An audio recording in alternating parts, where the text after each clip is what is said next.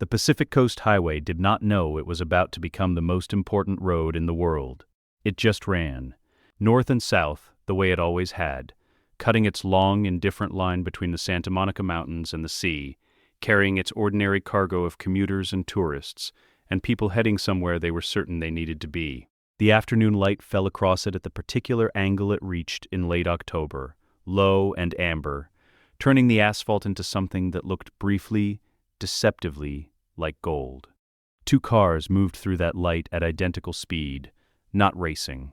Something slower and more deliberate than racing.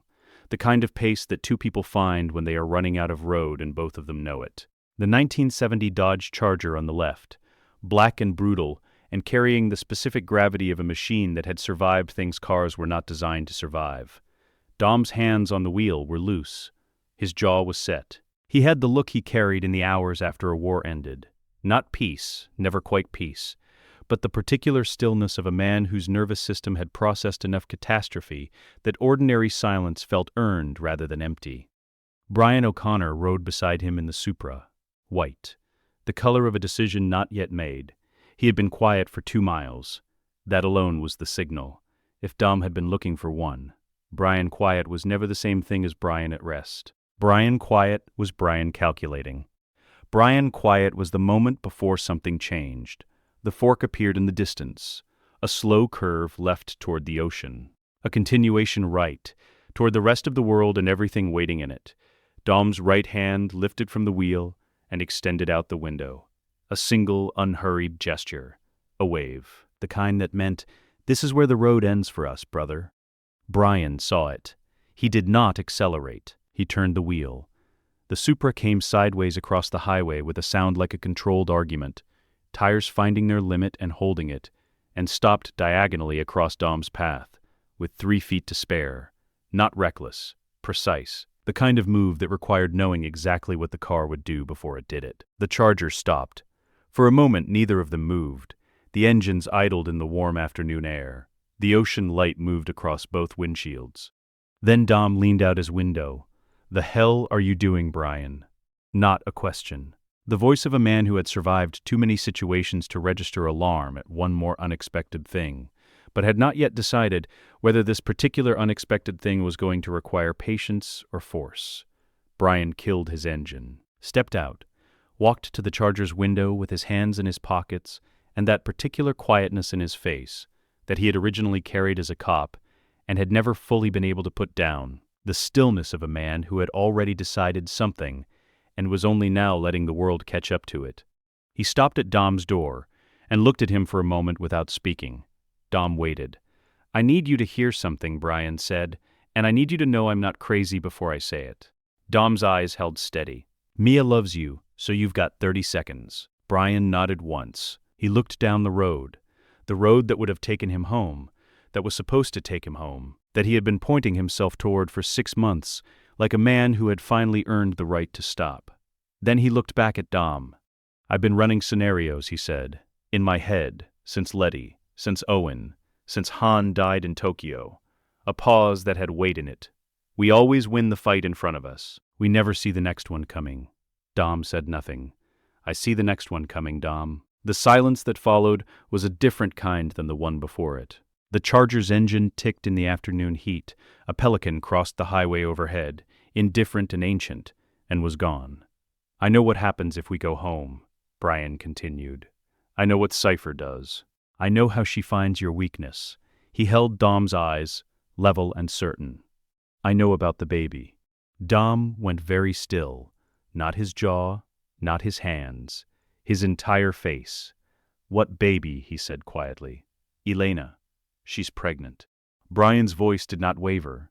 This was not the kind of thing that warranted softening. "And if you walk away today, Cypher finds out before you do. She uses it to break you, and you let her. Because that's what you do for family. A beat. I'm asking you to let me be family enough to stop it." Dom looked at the fork in the road. He stared at it for long enough that Brian almost spoke again. Then Dom looked back at him with the expression he carried when something had shifted irrevocably in his understanding of a situation. The face of a man standing at the actual beginning of something, even if it looked from the outside like a road he'd already been down. "How do you know this?" Brian allowed himself the ghost of something that would have been a smile in a lighter moment. Because I was a cop, he said. I read the data before it happens. And the data says we have 4 days before her first contact in Cuba. He held Dom's gaze. But I need you with me. I can't run this alone. At what was waiting down it. Then he started the charger. You've got 4 days to prove you're not crazy. Brian was already walking back to the Supra. I'll do it in 3. The Toretto house at 1327 was loud in the way it was always loud. The productive, layered noise of a family that expressed care through proximity and volume. Tage had commandeered the kitchen table for a system diagnostic. Roman was eating something he had not been offered. Ramsey had her laptop open and 3 processes running simultaneously, her attention divided with the focused ease of someone who operated best when the world around her was slightly chaotic. Letty was in the garage. She was always in the garage. Dom had come through the door first, said nothing specific, moved to the refrigerator with the particular neutrality he deployed when he was running internal calculations he was not ready to share. The crew had registered this and returned to their various activities with the instinct of people who had learned to read the temperature of a room through Dom's silhouette. Brian came in after him. He set something on the kitchen table, a device the size of a television remote, matte black, no visible branding. It sat among Taze's equipment without ceremony. Nobody looked at it immediately. Then Roman looked at it. What is that? Roman said. Frequency jammer, Brian said. He pulled out a chair and sat down across from Ramsey. In approximately 40 seconds, there's going to be a DSS surveillance drone at bearing 270, altitude 1,200 feet, running a grid pass over this property. The room went quiet. Not the quiet of disbelief, the quiet of people recalibrating. Roman set down the thing he was eating. Tage looked up from his system diagnostic. Ramsey's hand stopped moving on her keyboard. Brian, man. Roman's voice had the careful cadence he used when he was not actually sure something was a joke. You've been eating Letty's cooking again, because it's starting to affect your... The sound cut him off, distant, a low electronic thrum just at the edge of hearing, riding the warm afternoon air from the east. The specific frequency of commercial surveillance hardware running a standard monitoring pass at 1,200 feet, anyone who had spent time around DSS operations would have recognized it immediately. Most people would have registered it as nothing. Brian picked up the jammer, pressed a single button. Silence. Ramsey, he said, you're going to see a signal drop on frequency 4.3 gigahertz. Timestamp it. Her eyes went still the way eyes went still when they were processing something that did not fit inside the previous model of the world. How did you... Because I'm the one who found the original filing. Brian set the jammer back on the table. 6 years ago, in my 2nd year with the FBI, routine bureau request on a list of properties with known former criminal network affiliations, a form my handler put in front of me during the Braga operation, and I signed without reading closely enough. I asked about it twice afterward. Both times I was told it had lapsed. He paused. Apparently the DSS disagreed. The room processed this. Roman looked at the jammer, looked at Brian, looked at the window where the afternoon sky was entirely empty and quiet. Then he looked at Tej. Tej was already leaning forward. Ramsey closed 2 of her 3 browser windows and opened something else.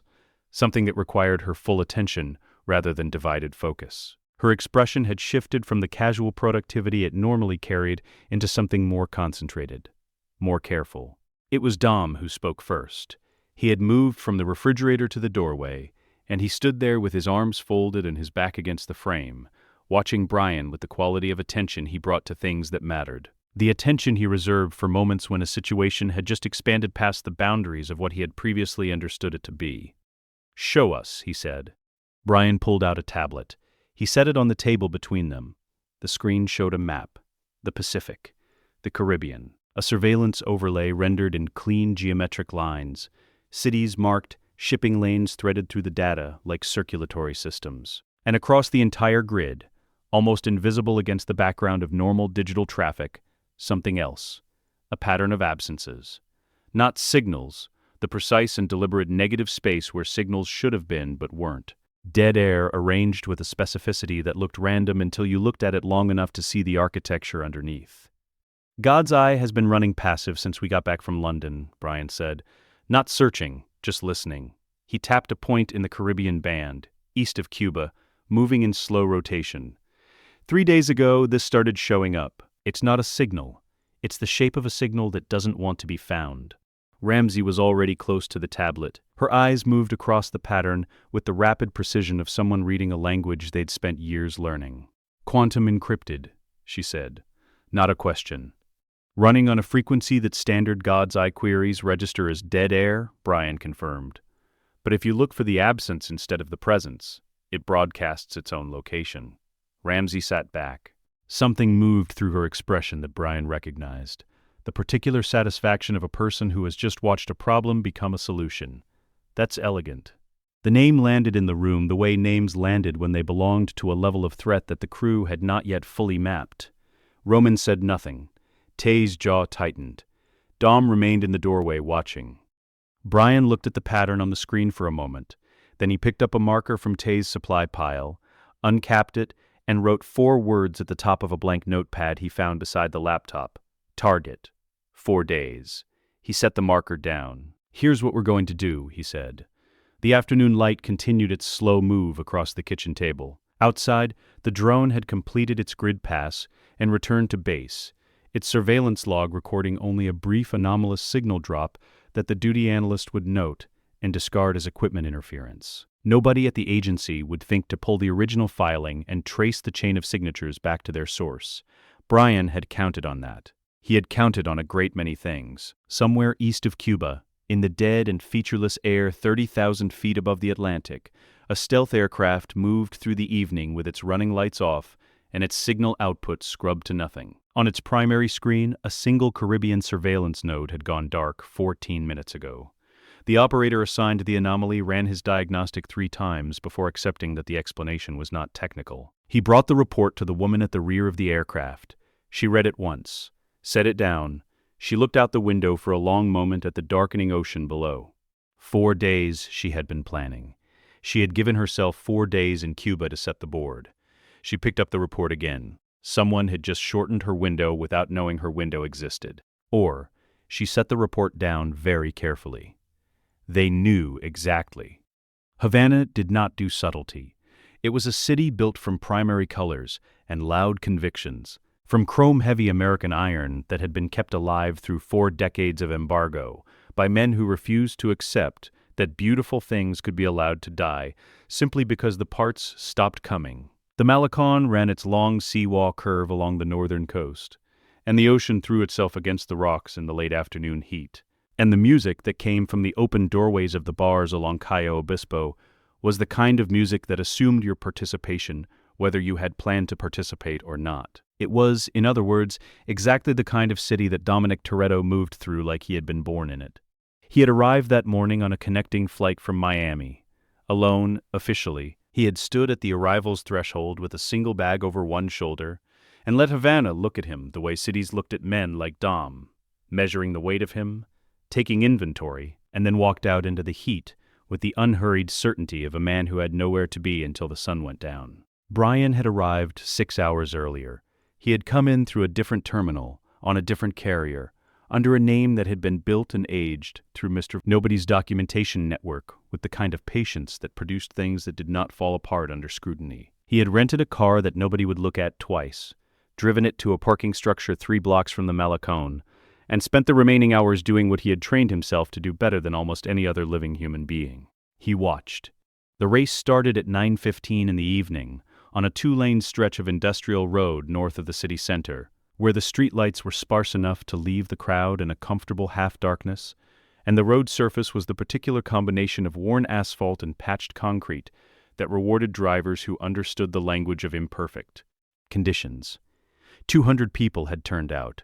Word moved differently in Havana's underground than it did in Los Angeles or Rio, quieter, more certain, passed through channels that trusted their own discretion.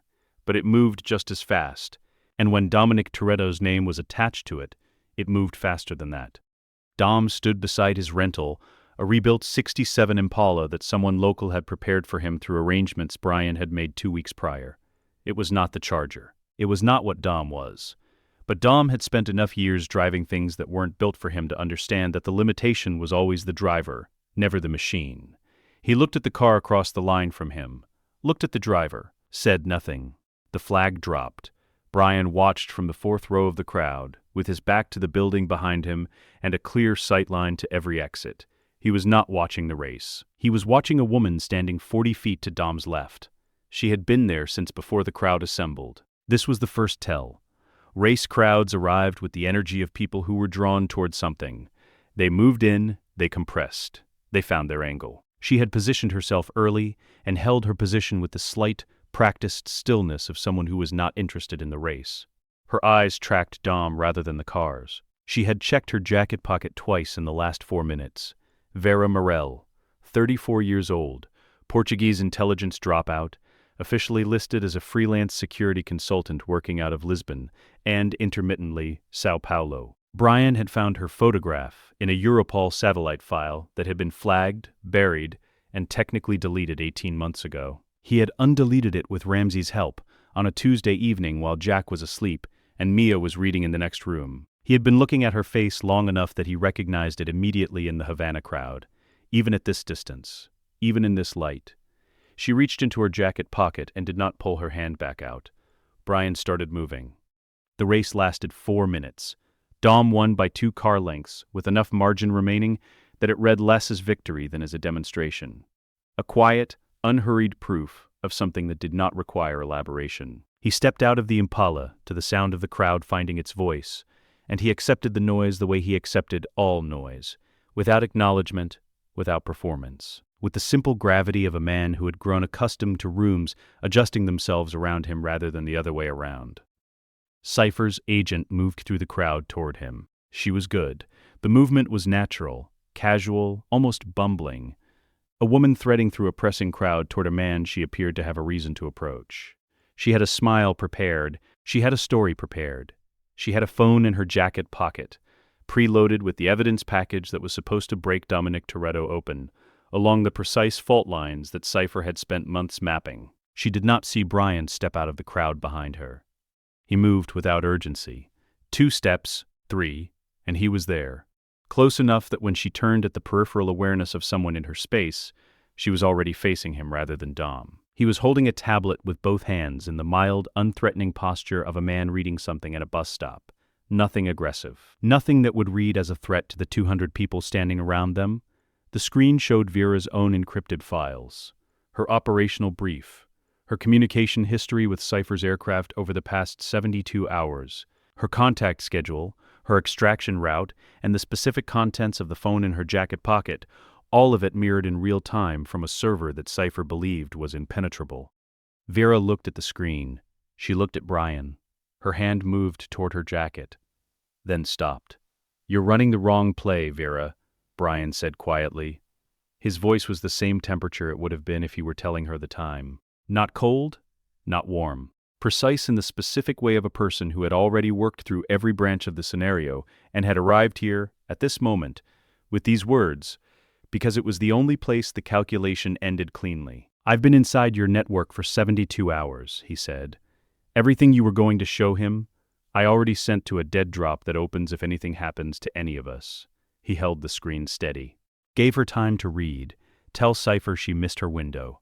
A pause, and tell her I said she should be more careful about ghosts in her system. Vera looked at the screen for 3 seconds longer. The smile she had prepared had not survived the first second of the conversation. She took her hand out of her jacket pocket. Empty. She looked at Brian once more. A look that was professional in its structure and genuinely unsettled underneath. And then she turned and moved back through the crowd toward the outer edge, and the darkness beyond it. And whatever protocol she had for the kind of situation her operational brief had not included. Brian watched her go. Then Dom appeared at his shoulder.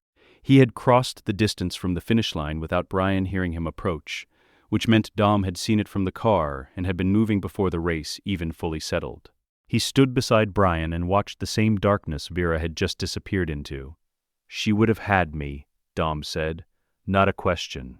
Not an accusation. The flat, honest acknowledgement of a man who was finished pretending that his armor was without seams." "I know," Brian said. Dom was quiet for a moment. The crowd noise moved around them. 300 people in animated post-race conversation, entirely unaware of the small and devastating thing that had just been prevented 12 feet away. "Elena," Dom said. "One word. It carried everything. Already moving, Brian said. Dom absorbed this. His jaw worked once. His eyes went to the middle distance. That particular place he looked when he was running something internal that was too large for his face to carry without compression. Then he looked at Brian. "You did all of this before we even landed," Dom said. "I did the first part before we left Los Angeles," Brian said. "The rest I put in motion on the flight." He pocketed the tablet.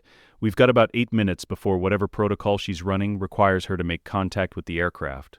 After that, they know the approach failed." "And then?"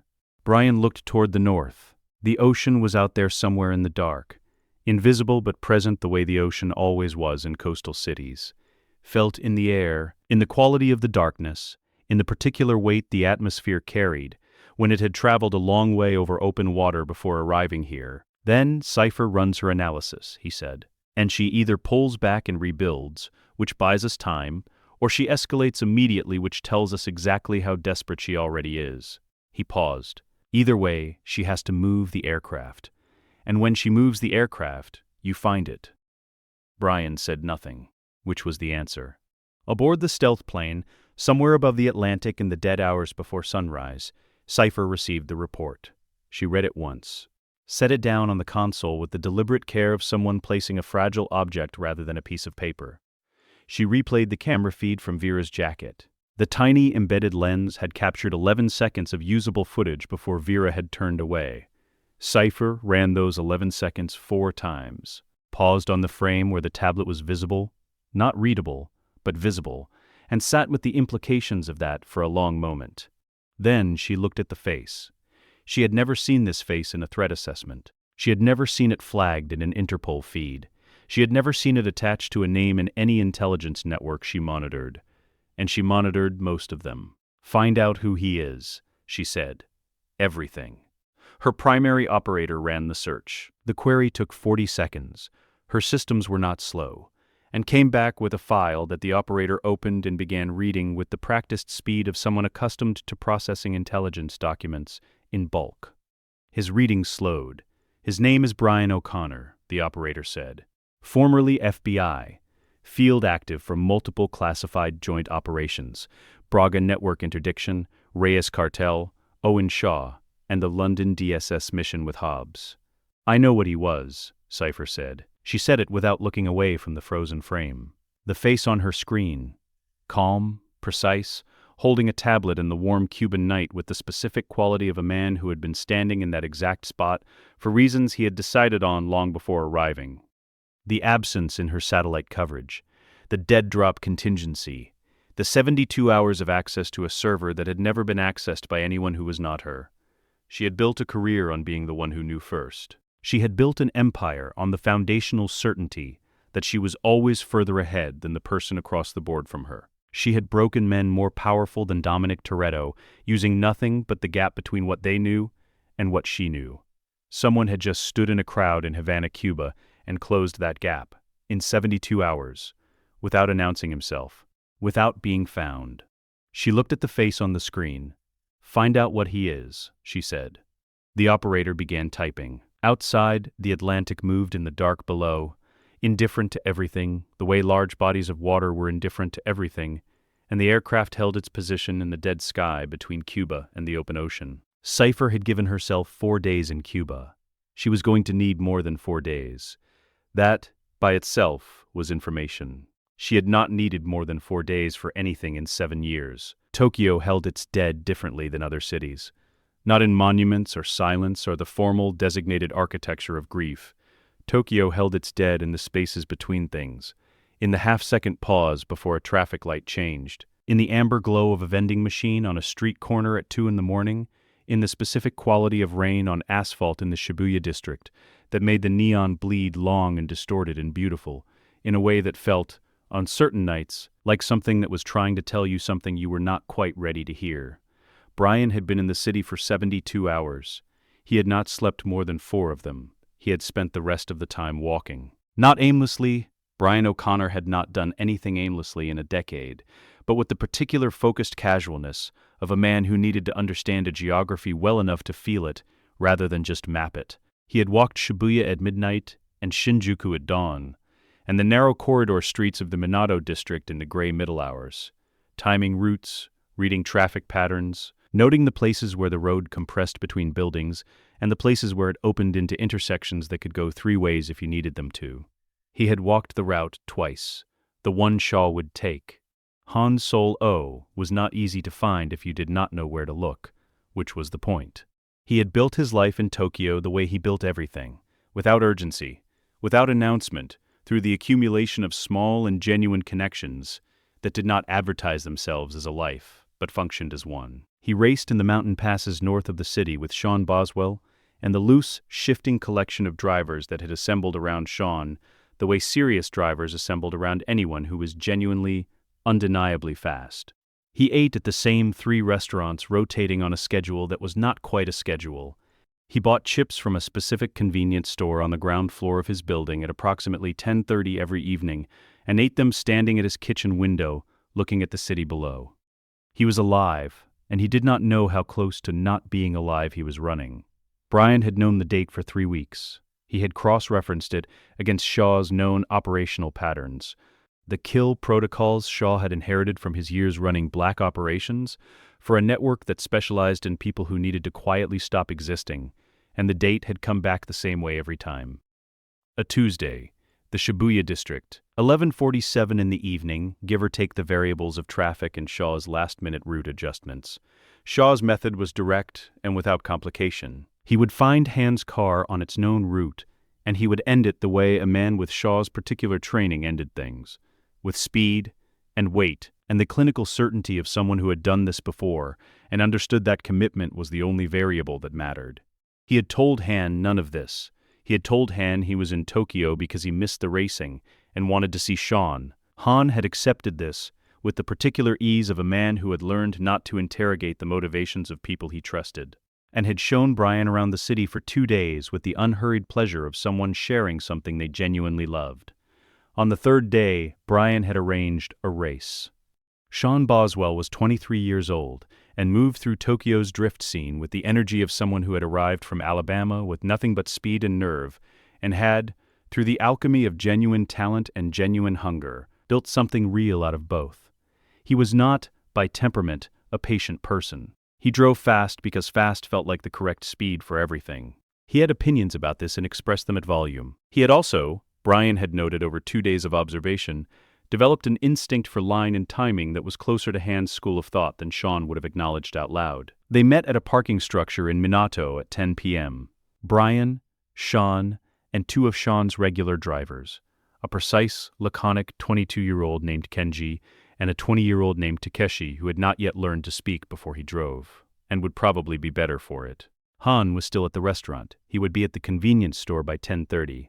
His building was 4 blocks from the structure. Brian had timed it. He pulled Sean aside while the others were warming their cars.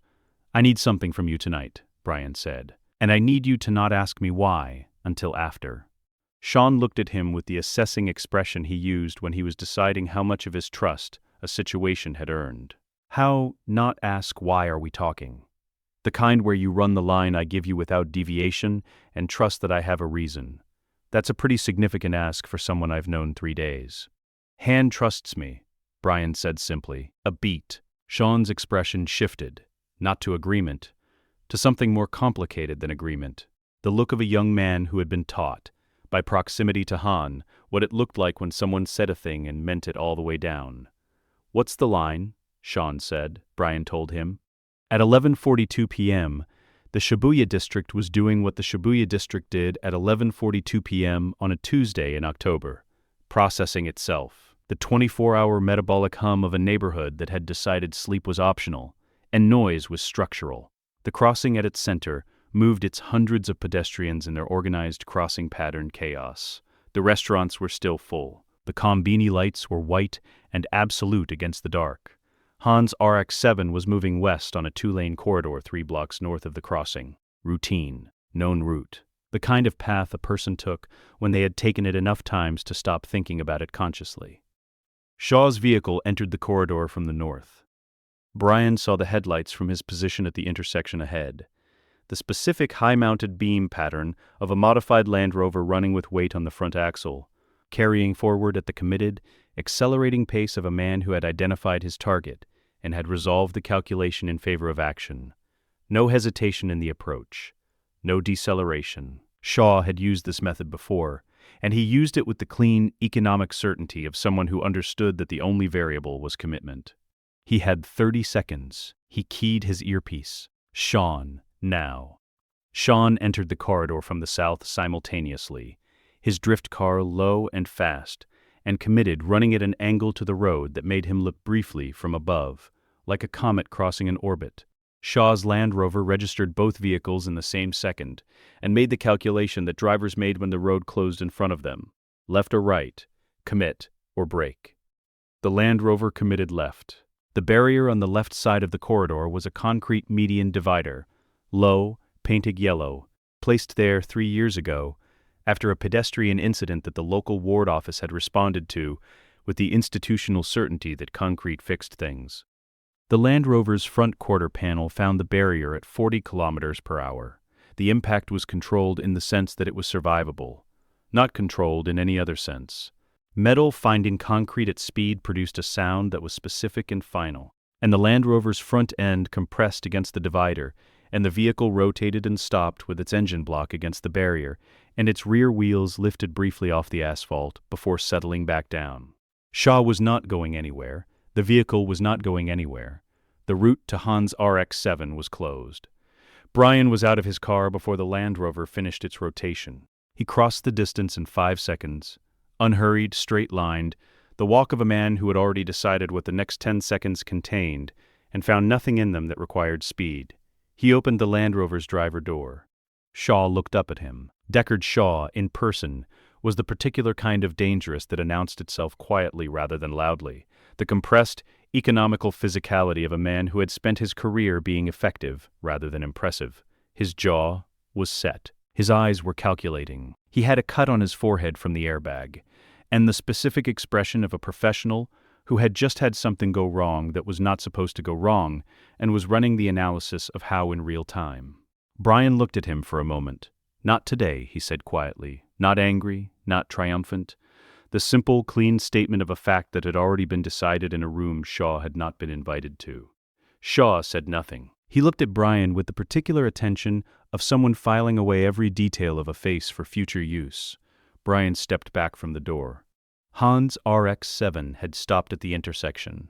The door opened, and Hans stepped out into the amber streetlight, unhurried, chips still in hand from the convenience store, taking in the disabled Land Rover and the 2 cars bracketing the corridor with the mildly curious expression of a man who had seen enough strange things that strange things no longer reordered his face. Then he saw Brian. Brian?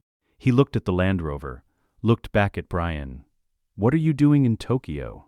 "Thought I'd come watch you drift," Brian said. He said it easily, with the grin that lived underneath everything else when he allowed it to surface.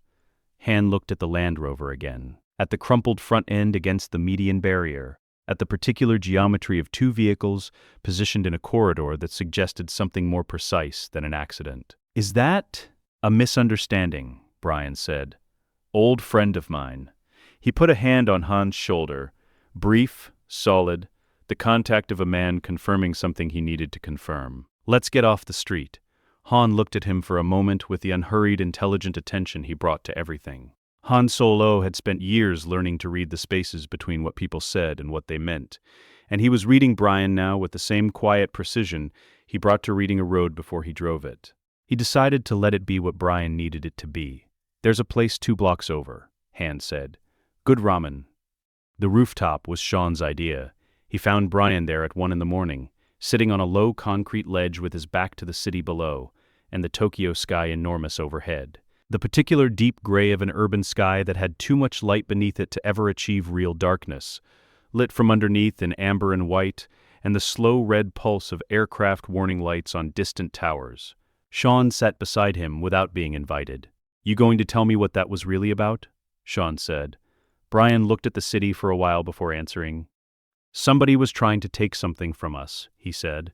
"I just made sure they couldn't." He was young enough that his face still showed most of what he was thinking, and what he was thinking now was the complex, specific thing that happened when a person understood the shape of something, without being given its exact dimensions. He looked at the street below, the corridor where the Land Rover had been towed from 20 minutes ago, now ordinary again, the way places became ordinary again immediately after extraordinary things happened in them. "You drove all the way to Tokyo for that," Sean said. It wasn't an accusation. It wasn't even quite a question. It was the statement of someone recalibrating their understanding of what a person was capable of when the reason was sufficient. Brian was quiet for a moment. "Hand's family," he said. He looked at the city, at the 10 million lights of it, at the particular living weight of a place that contained, somewhere in its grid, a man sitting in a ramen shop eating with both hands and being completely, entirely, obliviously alive. Families worth the drive. Sean nodded slowly. Below them, Tokyo processed its Tuesday night into Wednesday morning, with the steady, purposeful energy of a city that had decided a long time ago that forward was the only direction that made sense. Brian sat with that for a while. Then he pulled out his phone and opened the tracking overlay Ramsey had built into his system. Cypher's aircraft had moved east. The new coordinates placed it roughly 500 kilometers off the Portuguese coast, its signal shadow shifting position for the first time in 96 hours. Cypher was not pulling back. She was repositioning. Brian looked at the new coordinates for a long moment. Then he pocketed the phone and stood. "Get some sleep," he told Sean. "Where are you going?" Sean asked. "Back to work," Brian said. He took the stairs down from the rooftop and walked out into the Tokyo night. And the city received him the way cities received people who moved through them with a destination already fixed in their minds, without ceremony, without resistance, simply parting around him and closing back up again as if he had never been there at all. Behind him, on the rooftop, Sean Boswell looked at the street where a man named Shaw had tried to do something he had been stopped from doing, and thought about the word family, and what it apparently cost to mean it the way Brian O'Connor meant it. He sat with that for a long time. Berlin in November pressed its weight against everything. The city carried its history the way certain people carried old injuries, not as weakness, not quite as pride, but as something that had been absorbed so completely it had become structural. You felt it in the architecture, in the particular quality of cold that came off the spree at night, in the way the neon on the Mitte district storefronts bled long and distorted across wet cobblestones after rain. A city that had been divided and reunited, and divided again, in memory if not in geography, that had learned to hold contradictions in its foundation the way other cities held concrete and rebar. Brian had chosen it for exactly that quality. A city accustomed to operating on two levels simultaneously was a city that understood the logic of what he was about to do. The safe house was a fourth-floor apartment on a side street in Kreuzberg, 3 rooms and a kitchen, and windows that looked out over a courtyard where someone had planted a garden that had died in October and not yet been cleared away. The dead plants stood in their boxes with a kind of dignity. Brian had looked at them the first morning and thought that there was something honest about leaving a dead thing in place long enough to understand what it had been. Ramsey had the table. She had claimed it the moment they arrived, with the focused certainty of someone who understood that the right surface at the right height was a non-negotiable operational requirement, and had arranged her 3 laptops and 2 external monitors with the precision of a person building an instrument rather than setting up equipment. Tage sat across from her, close enough to read her screens, far enough to stay out of her workflow. Roman had taken the couch and was making his dissatisfaction with the ambient temperature known to anyone within earshot. Dom stood at the window. He had been standing at the window for 11 minutes. Brian had not interrupted it. Dom at a window before an operation was Dom running his internal accounting, checking the weights, confirming the load-bearing elements, arriving at the particular settled certainty that he required before he moved. It was not hesitation. It was the opposite of hesitation. Brian was at the secondary table with the physical map of the Mitte district spread under his hands. Paper maps. He had insisted on paper maps for this operation specifically, and had deflected Tay's mildly offended questions about this with a patience that suggested the answer was coming, but required the right moment. The right moment was now. "Walk me through it again," Dom said, without turning from the window. Brian looked at the map. "The EMP device is in the basement of a financial services building on Unter den Linden. Current holder is a broker named Renner. Black market, mid-tier, moves hardware for whoever pays the freight, and doesn't ask the questions that would complicate the transaction." He traced the building's position on the map with one finger. "The agency wants the device secured before it moves to a buyer. Standard acquisition operation, We go in, we pull the device, we're out. That's the version we're supposed to believe, Dom said. That's the version that's true, Brian said. The operation is exactly what it looks like. Roman sat up from the couch. So why does it feel like it's not? He looked at Ramsey first. A quick exchange, a confirmation that she was ready for the part that came next, and then at the room. Because Cypher knows we're coming, he said. The room adjusted. Not dramatically. The specific, quiet adjustment of people who had been in enough rooms where the stakes changed mid-conversation to know how to receive that kind of information without performing their reaction to it. She positioned the device, Brian continued. Renner is a known contact in networks she monitors. She seeded the intelligence that brought us here because she wants us in Berlin operating, and she wants us operating with God's Eye, active. He paused. She's going to use the operation to find God's Eye's signal architecture. Once she has it, she has a roadmap to every future query we run. Tej was already leaning forward. She wants to blind us. She wants to invert us, Brian said. Turn our primary asset into her primary intelligence source. He looked at the map. She's been running reactive since Cuba. This is her attempt to get back to proactive, to acquire the thing that lets her see us before we see her. Roman looked at the window, looked at the ceiling, looked back at Brian. So we don't go. We go, Brian said. Brian, we go, Dom said from the window. His voice was settled in the way that closed debates rather than participating in them. Roman closed his mouth. We go, Brian said again, because the trap is also a door, and I want what's on the other side of it. He had built the ghost proxy over 3 weeks in the hours after Mia fell asleep. It was not, technically, a sophisticated piece of equipment. The sophistication was in the concept rather than the construction. A signal architecture that mimicked God's Eye's output frequency and query patterns with enough fidelity that Cypher's satellite array would register it as the real system, while the real system ran dark and silent underneath. A decoy that looked exactly like the thing it was replacing. Ramsey had refined it. This was the specific way their collaboration worked. Brian arrived at the principle. Ramsey arrived at the execution. And the gap between the principle and the execution, which in Brian's hands was sometimes significant, vanished in the space of Ramsey sitting down at her keyboard and deciding that the gap was not acceptable. The ghost proxy broadcasts on God's Eye's standard query frequency, Ramsey told the room. Her voice had the focused clarity she used when she was explaining something she had thought about long enough to make simple. Cypher's satellites are going to see what looks like us running active surveillance on the building. She's going to move her array to target the signal. A pause. When her satellites focus on the decoy, they broadcast their own positioning data on a secondary frequency to maintain array coherence. Tej stared at her. She hands us her coordinates. Ramsey confirmed. And she doesn't know. She doesn't know because she's looking at what she thinks is God's Eye. She's not looking at anything else. Then at Brian. Then at the ceiling, in the general direction of a universe that had apparently decided to produce these two specific people. He appeared to have feelings about this that exceeded his available vocabulary. Meanwhile, Brian said, "We run the actual operation. Acquire the device. Exit clean." And when Cypher realizes the God's Eye signal she was tracking was a decoy, she moves the aircraft, Dom said. She has to move. She's been made. Standard protocol. Brian looked at the map, but the moment she moves from her current position to her next position, the movement itself broadcasts a flight path, and a flight path tells us where she's going before she gets there. Dom looked at Brian for a long moment, the look he used when Brian had arrived somewhere that Dom was still in the process of reaching. "You're not just taking the device," Dom said.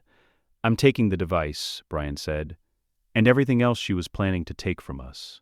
The building on Unter den Linden had security that was sophisticated in the way that security built by people who underestimated the crew was always sophisticated, layered, expensive, and designed to stop threats that were less specific than the one currently crossing its perimeter. Tej brought the external feeds down at 11:14 p.m., with the particular quiet satisfaction of a man performing a task so far below his ceiling that he had to resist the urge to apologize to the building for the imbalance. Brian and Dom entered through the loading dock at 11:16. The basement corridor was concrete and industrial lighting, and the particular dense silence of a space that was underground and climate-controlled and had not been designed for human comfort. The security case was exactly where the intelligence said it would be. Inside a reinforced room with biometric access and a 6-digit rotating code that Ramsey read off a cracked frequency from the building's own security system, while eating the remainder of a doner kebab she had acquired before the operation, and refused to let go to waste. Dom had the case in hand at 11:22. They were back in their vehicles at 11:25. Dom in a borrowed E46 M3 that had been prepared by a contact Tej had spent 2 days cultivating in a Newcomb garage. Brian in the GTR Nismo, because some things were non-negotiable. The ghost proxy was broadcasting. Ramsey confirmed it over the comm, with the particular controlled excitement of someone watching a plan execute in real time and finding the experience satisfying in a very specific way. Cypher's array has moved, she said. All 3 satellites repositioned toward the ghost proxy signal. She's tracking it. A pause. Brian, she thinks she has God's eye.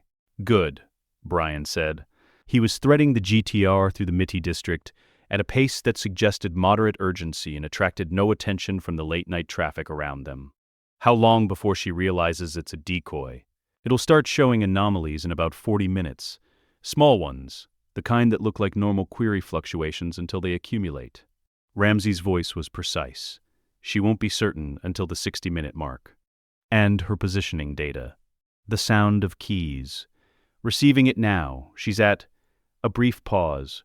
53 degrees north, 8 degrees east. North Sea, 40,000 feet.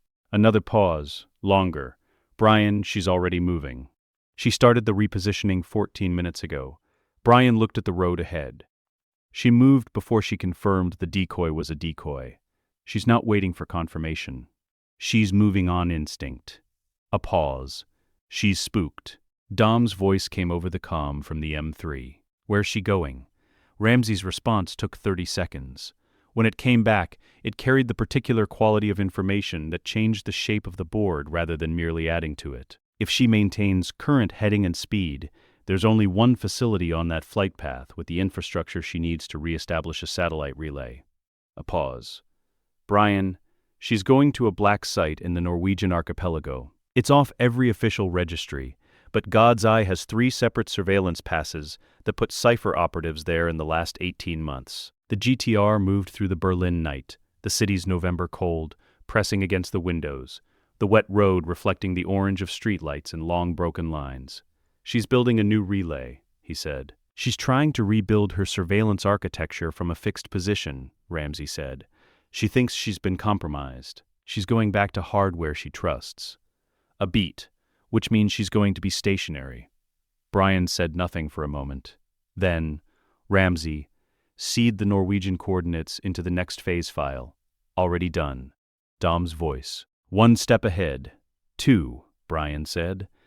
The debrief happened in the Kreutzberg apartment at 2 a.m. The EMP device sat on Tej's table like an artifact from a civilization that had briefly believed it had leverage.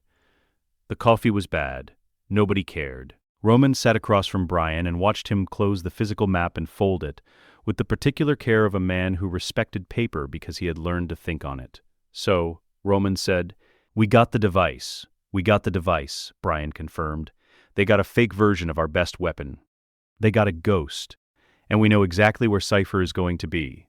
Roman counted on his fingers and appeared to run out of fingers. "How are you doing this?" Brian looked up from the folded map. "Doing what?" "This." Roman gestured at the room, at the table. At the absent satellites, Cypher had moved. At everything that had just happened with the specific comprehensiveness of a gesture that was trying to indicate the entire operational reality of the past 6 hours. All of this, how are you always 3 steps ahead? Brian considered the question. He gave it the actual weight it deserved, rather than deflecting it, which was what he would have done a year ago. "She plans for what we'll do," he said. "I plan for what she won't expect us to have already done." He set the folded map down. "There's a difference." Roman stared at him. "That's the most Brian O'Connor sentence I've ever heard," Roman said. "He's been workshopping it," Tej said, without looking up from his screen. Dom was back at the window. The Berlin night outside was the particular deep gray of a city that never achieved complete darkness. Too much history, too much light, too many people who had decided that the dark was not something to be left unattended. He looked at his reflection in the glass for a moment, then past it, at the streak below. Norway, he said. Norway, Brian confirmed. Dom looked at the street for a while longer. I hate the cold, he said. I know, Brian said. He was already opening the next file. Then Ramsey's voice came through his earpiece, quieter than her operational register, the tone she used when information required a moment before it could become a briefing. There's something else, she said. I've been monitoring Cypher's distributed asset networks since the Ghost proxy went live. She's running her remote activation sequences more frequently than expected, stress testing her systems, probably because she knows she's been compromised, and she's checking what still works. A pause in which Brian could hear keys. She's not just rebuilding the relay from Norway, she's staging something from it, running parallel activation cycles across at least 4 separate networks. Brian looked at the folded map, then at Dom's reflection in the window. How many activation sequences? He said. 6 independent cycles across 4 networks in the last 48 hours. Ramsey's voice was precise. She's preparing something significant, not a defensive rebuild. Something forward-facing. Brian thought about Cypher at 40,000 feet, surrounded by screens, running her analysis of a board that had been showing her the wrong picture for weeks. The feeling that would produce in a woman who had built her entire operation on informational superiority, not retreat. Recalculation, and recalculated Cypher, he understood, was the most dangerous version. Keep watching, he said. Always, Ramsey said.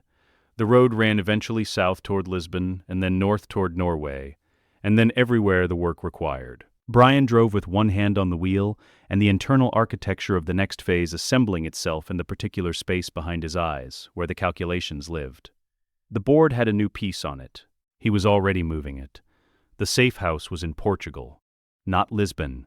Lisbon was too obvious, too trafficked, too many intelligence networks maintaining passive coverage of a capital city that had spent decades being useful to people who needed a place where questions were not aggressively asked.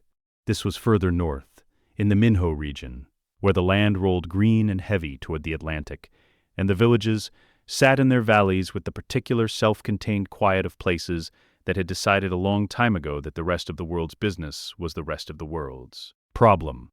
A farmhouse on a hillside above a river, stone walls 2 feet thick, a kitchen that smelled of bread and wood smoke, a view of the valley that on clear mornings looked like something painted rather than real. Elena Neves had been here for 6 weeks. She had not chosen it. That was the thing she came back to. In the hours between the operational check-ins and the language lessons she had started, because sitting still had never been in her architecture, and learning European Portuguese at least gave the hours a direction. She had not chosen this house, this hillside, this particular quality of Portuguese morning light coming through a window that looked out over a valley she had not known existed before. Brian O'Connor had arranged for her to disappear into it. She was not ungrateful. She had processed that distinction carefully, in the methodical way she processed most things, the distinction between ungrateful and angry, between understanding the necessity of a decision and accepting that the decision had been made for her. Both things could be true. She was a DSS officer. She understood operational necessity. She also understood that operational necessity was a framework that could be used to justify almost anything if the person applying it believed their judgment was sufficiently superior to yours. She was thinking about this when she heard the car on the road below. Brian came alone. He had considered bringing Dom, had held the possibility in his mind for 3 days, turning it over, examining what it would cost and what it would give. Dom knew about Elena now, knew about the pregnancy, knew about the safe house, knew that Brian had moved her before Cypher could find her. The conversation on the road back from the Havana race had been brief and weighted, and Dom had processed it in the particular way Dom processed things that exceeded the available vocabulary for grief and relief simultaneously, which was to say in silence and then in motion. But bringing Dom here, now, before the operation was complete, that was a promise Brian could not yet keep, a promise that implied safety where safety was still conditional. Dom at this farmhouse, in this kitchen, with Elena and the fact of his son occupying the same room, would not be a man who could leave again cleanly. And Brian needed Dom operational. He needed Dom's head in the work rather than the weight of everything this room contained. He had come alone. He brought 3 things. A photograph, Dom at a Los Angeles cookout, laughing at something Roman had said, caught off guard in the specific way that made his face do the thing it rarely did in photographs, which was look entirely and unguardedly like himself. An ultrasound, printed on paper, the image slightly overexposed in the way of medical printouts that had been through a scanner and a printer and were still carrying the information that mattered regardless of the quality of the reproduction. And a message which he had rehearsed in the car and then discarded and decided to say plainly. Elena was standing at the kitchen table when he came through the door. She was wearing civilian clothes, dark jeans, a heavy knit sweater the color of the hills outside, and she had the posture of a woman who had been waiting for something without being certain what the something was, and had decided that standing was preferable to sitting, because sitting implied an acceptance of the waiting that she was not prepared to offer. She looked at Brian. "You look tired," she said. She nodded once. Then she turned back to the window and the valley below it, and she let the silence hold for long enough that Brian understood she was not going to make this easy. Not because she was punishing him, because she was honest, and honesty required that the weight of a thing be felt before it was discussed. 6 weeks, she said. "I know. You removed me from my life, Brian." Her voice was level, the specific levelness of someone who had been carrying something long enough that the emotion had burned down to its structural elements, the clean, residual anger beneath the initial fire. My career, my colleagues, my apartment, my routine. She turned from the window and looked at him, without asking. "You had no right." He held her gaze. He did not offer the operational justification immediately, the one that was true and available and would have been easy to deploy as a shield. He let the accusation occupy the room for a moment, because she had earned the right to have it occupy the room. "You're right," he said. "I didn't." She waited. A woman named Cypher was going to put a live satellite feed of your location in front of the man you love, Brian said. She was going to show him proof of his son's existence at the same moment. She made clear that both of you were under her control. And she was going to use that, use him, use you, use your child, as leverage to turn him into a weapon against every person who has ever mattered to either of you. He paused.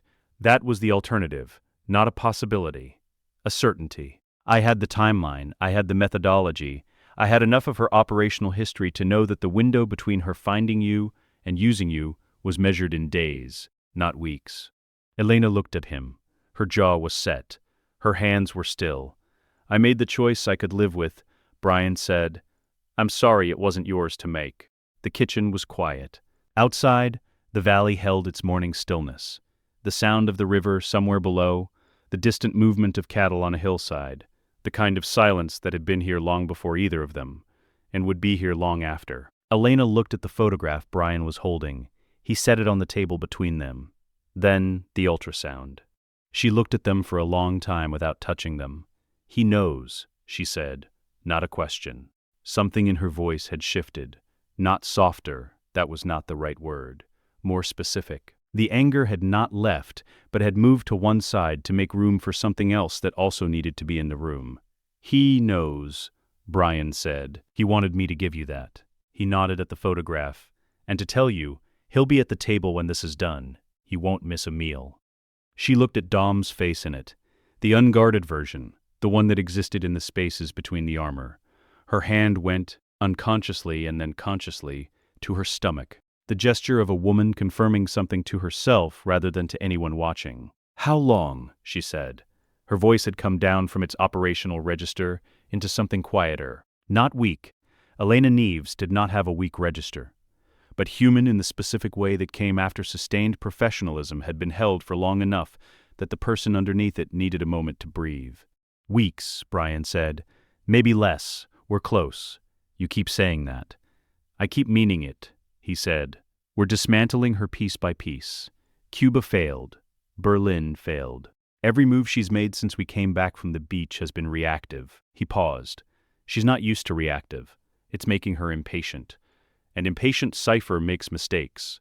Elena set the photograph down carefully. She looked at the ultrasound. She looked at the valley through the window. "What do you need from me?" she said. Brian reached into his jacket. He produced a small device, a drive, matte black the size of a thumb, and set it beside the photograph. "There's a DSS communications archive on that drive," he said. "Encrypted records from your career. Cypher has been running queries against your operational history for months, building a profile, mapping your connections to Dom, your vulnerabilities." He looked at her steadily. "What's on that drive is a counter profile, A version of your history that redirects every query she runs toward a dead end. Dummy safehouse addresses, false communication timestamps, a digital version of you that is in 12 different places, and none of them here. Elena looked at the drive. You built a false version of me. Ramsey built it. I told her what to build. A pause. It's already been seeded into the query pathways she's using. She's been reading the false profile for 3 weeks without knowing it's false. Elena picked up the drive, turned it in her fingers. You've been protecting me, she said, from inside her own system. That's where the protection has to come from, Brian said. Walls and guards are visible. Cipher works around visible. But if she believes she already has full intelligence on a target, and that intelligence is wrong, she doesn't look further, Elena said. She moves on. Elena set the drive down. She was quiet for a moment with the particular quality of quiet that preceded a decision rather than following one. Brian waited. There's something you should know, she said. He looked at her. The DSS has an internal review scheduled for next month. Active field officers with known criminal network associations. She met his eyes. Dom's name is in the review parameters. They're not building a case, not yet.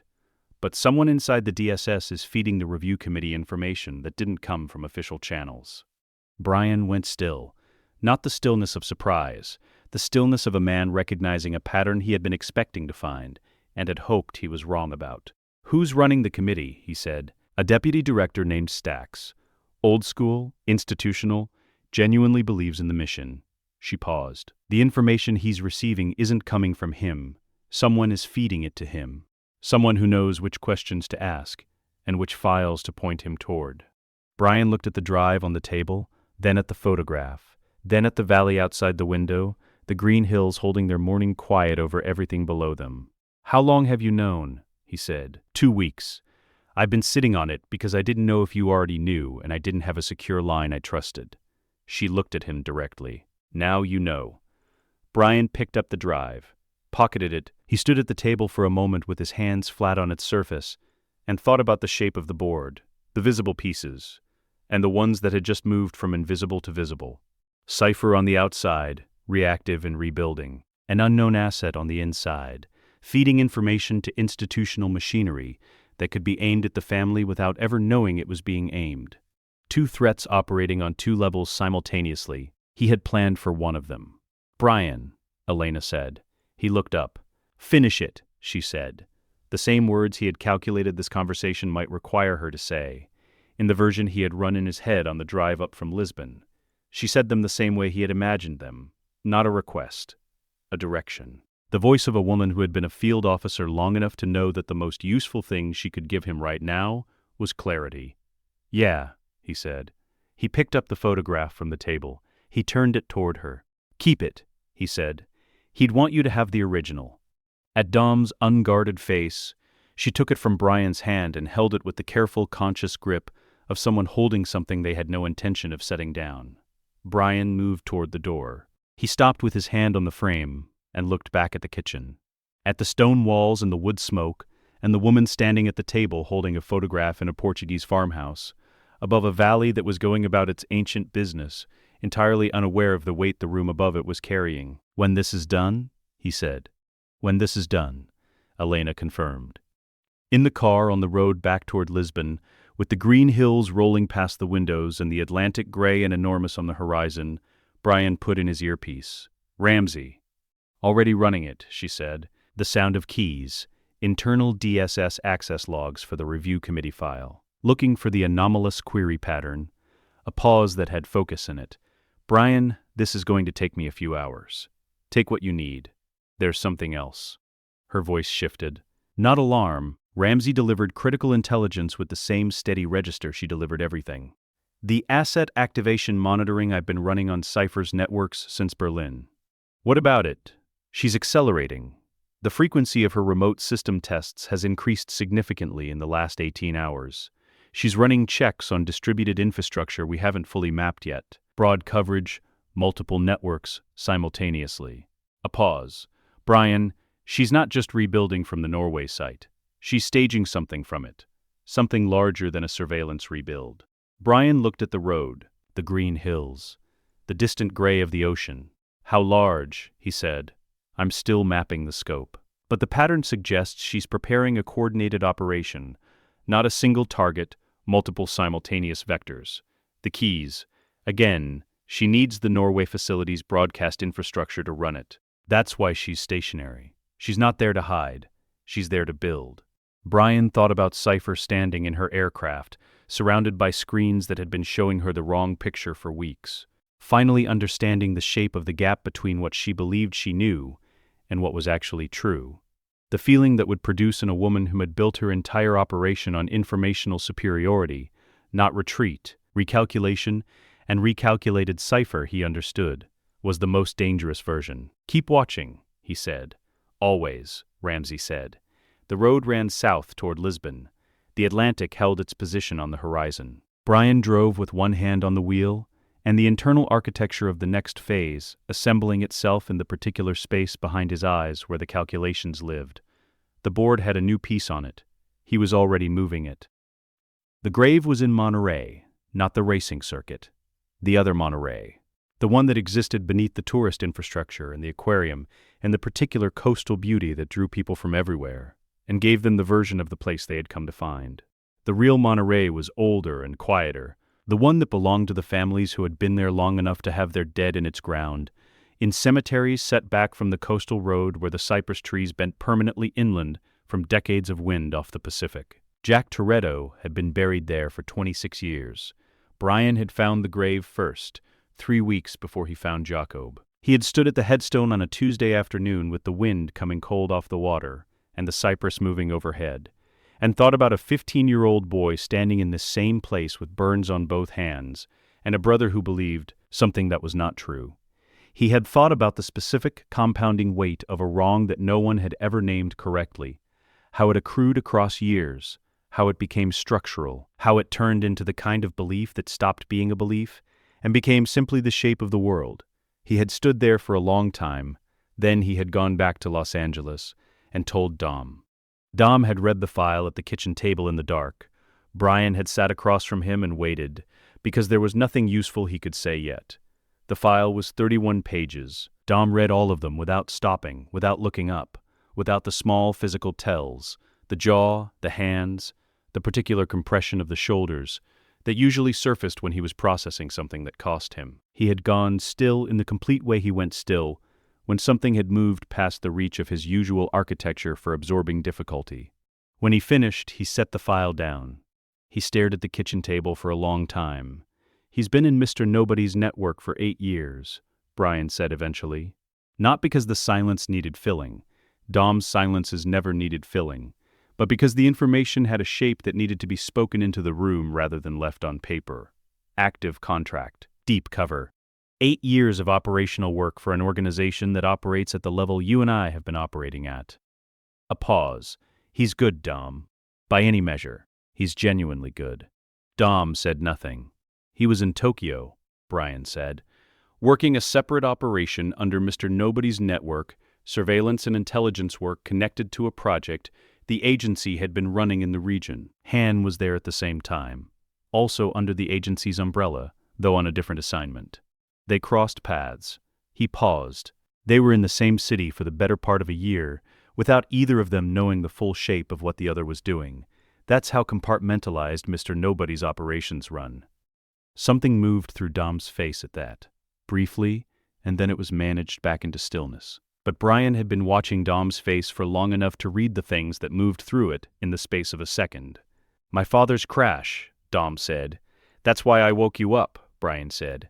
He had found the documents 3 weeks earlier, buried in a DSS archive that had been flagged for routine deletion and had survived only because a junior analyst had made a filing error that placed them in the wrong subdirectory, where they had sat for 24 years, unread and undiscovered, until Brian ran a search string that the junior analyst had not anticipated, and the wrong subdirectory had not been designed to protect against. There were 2 documents.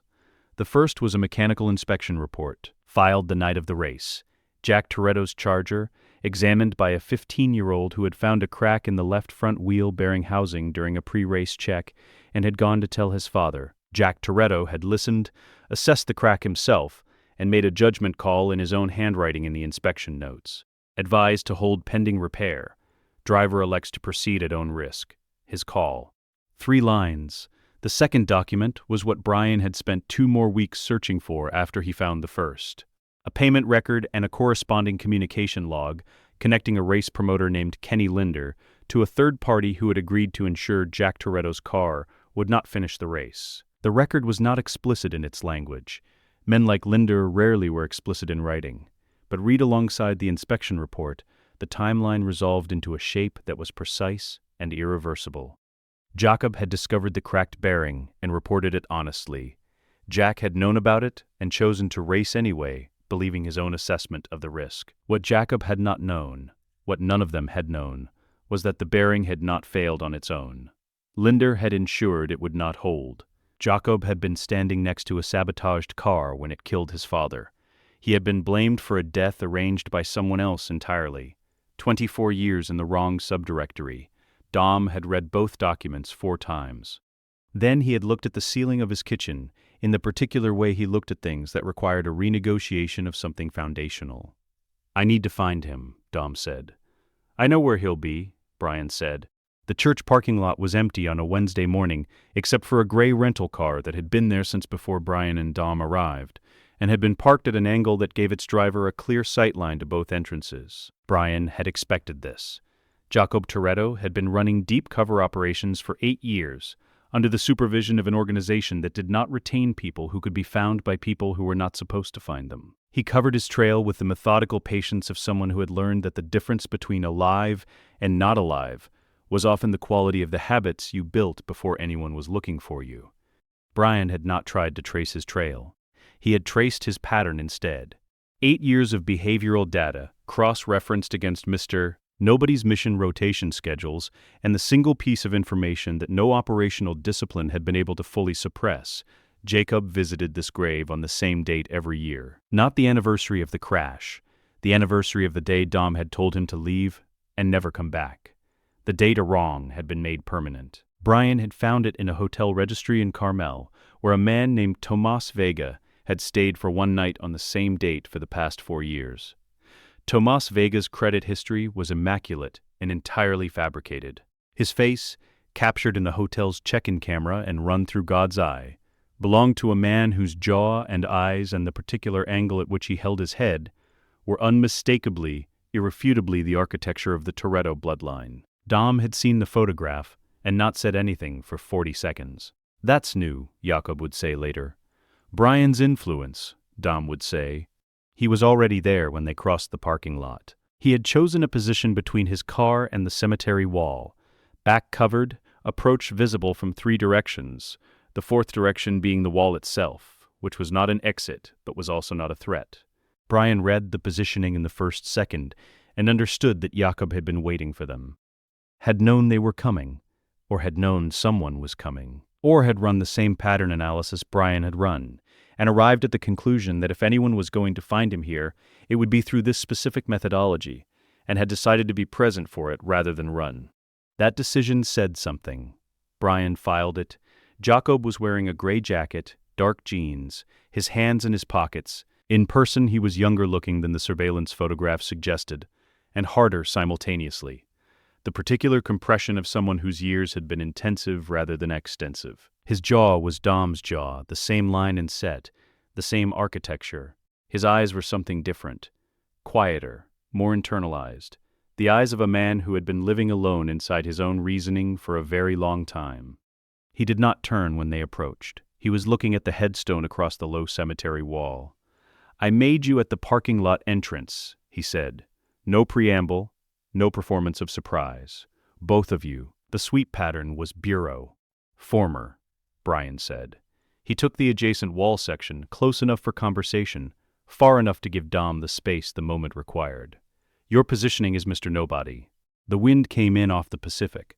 A cypress above the wall moved in its permanent inland lean. The grave was visible from where they stood. The headstone clean, recently tended, flowers that had been placed within the last few hours. Dom moved to stand beside Brian. He looked at his brother across the small distance of the wall and the larger distance of 26 years, and did not say anything immediately. Because there was an order to things, and the order required that the wake be acknowledged before the words arrived. Jacob looked at Dom. Whatever he had prepared, whatever version of this conversation he had rehearsed in the long private hours of 8 years of waiting for something he was not certain was coming, it was not sufficient for the actual version. His face moved through something brief and then was controlled back into stillness. But the movement had been there. Dom spoke first. "You killed Dad?" Flat. Not the sharp edge of accusation that would have implied remaining doubt. This was the voice of a man stating the foundational belief of the interior architecture he had been living inside for 26 years, stating it plainly so that it could be addressed plainly. Jacob looked at him. "No," he said, "I didn't." His voice was measured in the way of someone who has rehearsed a thing so many times that they have discovered the rehearsed version is insufficient and are now trying to find the real one in real time. Careful, precise, not defensive. There was no defensiveness in it, which was itself a kind of information. Defensive was the register of someone who needed you to believe them. This was the register of someone stating a fact they had been carrying alone for a very long time. "I found the crack during the pre-race inspection," Jacob said. "Left front wheel bearing. It wasn't catastrophic, not yet, but under load, at race speed, it would fail." A pause. The pause of someone organizing what came next. I went to him, told him what I found, told him to hold the car. His jaw moved once. He listened, he made his own assessment, he decided the risk was manageable, and he took the green flag. His eyes stayed on Dom's face. I didn't agree with it, but it was his call. He wrote it down himself in the inspection log. Dom said nothing. The wind moved between them. "What I didn't know," Jacob said, and his voice shifted here, flattened, precisely in the way voices flattened when they were carrying something that had no available register for its full weight, was that the crack wasn't just a crack. Someone had been at that car before I ever touched it, a promoter named Linder. He had an arrangement with a third party to make sure Dad's car didn't finish. A pause that had length in it. I found a bearing that had been interfered with, and I thought I found a maintenance problem. I didn't know it was already decided. The silence that settled after this was a different quality than the silences before it. Not the silence of disbelief. Jacob was not the kind of man whose statements invited disbelief as their first response. The silence of a foundational structure being tested at its base. "Linder," Dom said. "Brian has the documentation," Jacob said. He looked at Brian for the first time since they had approached. The look was not accusatory. It was the look of a man who had been holding a truth alone for 26 years, and was watching it be confirmed from outside himself for the first time. Something in it was exhausted. Something in it was, almost imperceptibly, released. Brian set the folder on the wall between them. Both documents, the inspection report with Jack Toretto's handwriting, the payment record connecting Linder to the arrangement. "Read it," Brian said. Jacob already knew what it contained. He looked at the folder and did not reach for it, because the folder was not for him. He had known the shape of it for years, had spent years trying to find documentation he could never locate, from inside the operational constraints of a deep-cover life. Years understanding what had happened without being able to prove it in a form that anyone who needed to believe him would accept. Brian had found it in a wrong subdirectory. He had found it because he had known which question to ask. Dom opened the folder. He read both documents with the same stillness he had read the full file at the kitchen table. No tells, no movement, the complete internal processing of a man receiving something that was going to cost him significantly, and who had decided in advance that the cost would be paid in full rather than deferred. He read them twice. Then he looked at Jacob. "I was 15, Jacob said. The measured quality of his voice had shifted. Not breaking, that was not the word. A mask shifting rather than coming off. The movement of something that had been held in a fixed position for decades, and was for the first time being allowed to move. I lost my father, and then I lost my brother." He held Dom's eyes directly. "Because you needed someone to blame, Dominic, and I was standing there." He held his hands out then, palms up. The scars crossed both of them. The specific geography of second and third degree burns on the hands of a 15-year-old boy who had reached a burning frame and found it already buckled, who had tried anyway. "I was trying to get the door open when the fire crews arrived," Jacob said. "The frame had gone in the impact. I couldn't get it." A pause that was not controlled. Brief. Then, "I have never in my life done anything to hurt this family on purpose. Not once. Dom looked at his brother's hands. He looked at them for a long time. The wind, the cypress, the Pacific somewhere below the cliff, indifferent and ancient. The grave of Jack Toretto between two cypress trees, holding its patient position in the quiet Monterey morning, waiting on the other side of the wall for a conversation it had been owed for 26 years. "I know," Dom said. 2 words. Quietly. Not an apology. Dom Toretto found apologies insufficient for the weight of real wrongs. Social gestures standing in for actual reckoning. What he said instead was more costly. He named the fact precisely, and from the responsible party's perspective, with no qualification, no distribution of blame. "I know. I did this. I was wrong." Jacob looked at him. Something in his face did not move, but changed. Brian took a step back from the wall. He was not needed in this specific 10 seconds. He understood this without being told, and gave the moment the only thing it required from him in that instant, which was his peripheral presence and his silence. Dom extended his hand across the wall. Jacob looked at it. Then he took it. It was not an embrace. That would come later, in its own time, when proximity had been relearned, and the grammar of brothers had been recovered from the place it had been stored for 26 years, without use. What it was instead was the specific solid contact of 2 men, confirming something through their hands that exceeded the available vocabulary of the moment. A foundation. The structure would take what all structures took, but the foundation was there. A week later, in the Toretto garage, 2 men who had not been in the same room voluntarily in 26 years stood on either side of a Charger engine and worked in the particular silence of brothers. Not the silence of estrangement, the silence of people who had run out of distance and were relearning proximity. The silence of 2 people who had inherited the same hands from the same man and were using those hands to do the thing those hands had always been built for. Dom handed Jacob a socket wrench without looking up. Jacob took it without speaking. Brian stood in the doorway. Mia appeared beside him, sliding her arm through his. She looked at the garage, at her brothers, at the engine, at the careful, ordinary miracle of 2 people occupying the same space after 26 years of absence. "You did that," she said quietly. Brian shook his head. "They did that. I just gave them the road." She looked at him for a moment with the look of a woman who had been paying attention for a very long time and knew the difference between a man deflecting credit and a man telling the truth. Then she looked back at the garage. "He's going to need time," she said. "He has it," Brian said. "We all do." For now, she leaned her head briefly against his shoulder. In the garage, Dom said something low, and Jacob answered it, and the answer produced something brief and surprised in Dom's face, something that would have been a laugh in a less guarded moment. Brian watched them. He thought about the documents he had pulled in the early morning hours 3 weeks ago, about the wrong subdirectory and the junior analyst's filing error and the 24 years those documents had spent in the dark. About Kenny Linder and the arrangement and the specific fragility of the things that families broke themselves against. How small the original betrayal could be, how enormous the structure of consequence built on top of it. A promoter with an arrangement, a bearing interfered with before a 15-year-old boy ever laid hands on it.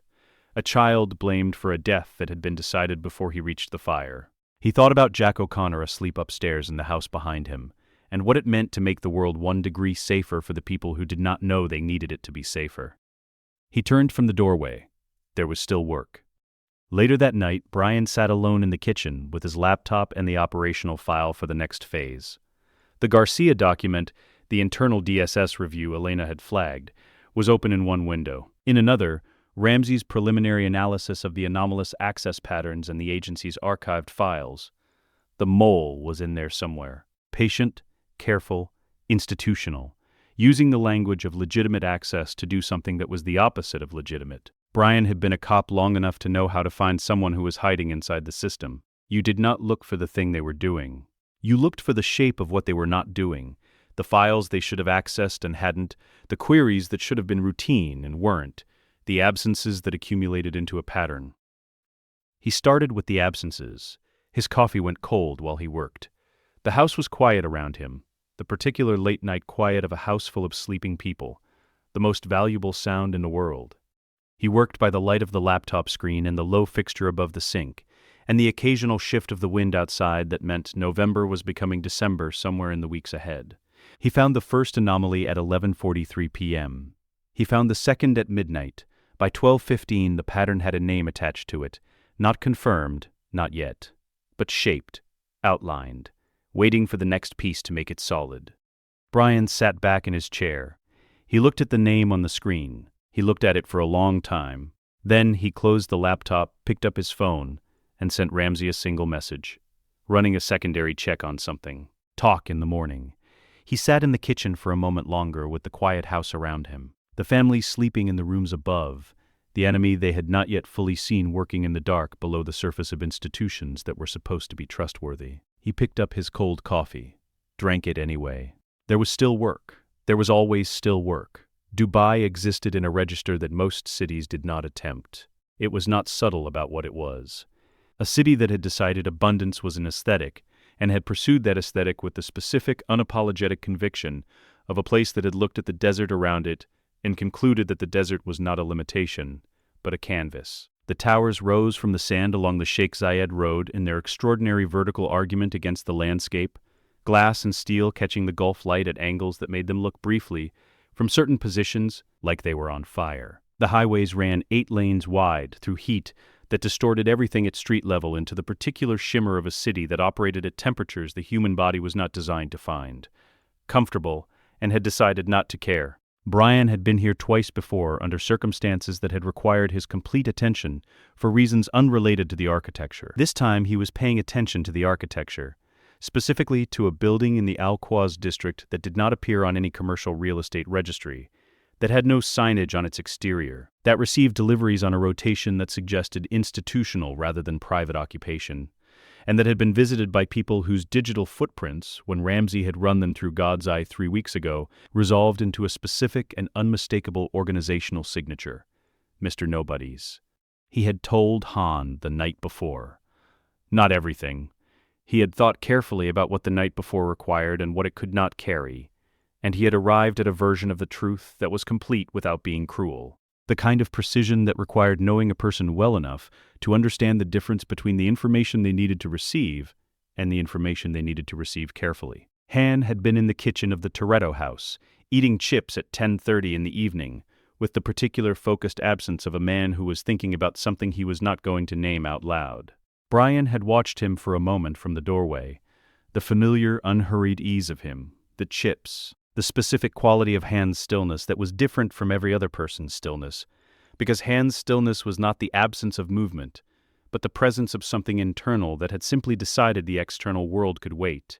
Brian had sat down across from him. "I need you to come somewhere with me tomorrow," he said. Han looked up. "Where?" "Dubai."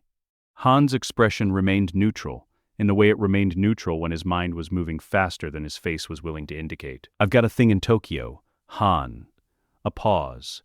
The pause of a man who had been carrying a weight for long enough that setting it down required more than just opening his hands. "Trust me." Han looked at him. He looked at him the way Han looked at things that mattered, with the full, unhurried attention of someone who had spent years learning to read the space between what was said and what was meant. He set down the chips. "Okay," he said. He did not ask why. That was the thing about Han. He understood that some information arrived when it was ready to arrive, and that the trust required to wait for it was not passivity, but a specific and considered form of faith. Brian looked at the kitchen table for a moment. "Get some sleep," he said. "Early flight." The clearance had come from Mr. Nobody in 3 parts.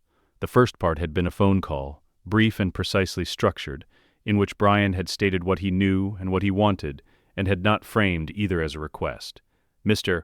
Nobody had been quiet for long enough after that to constitute a response in itself.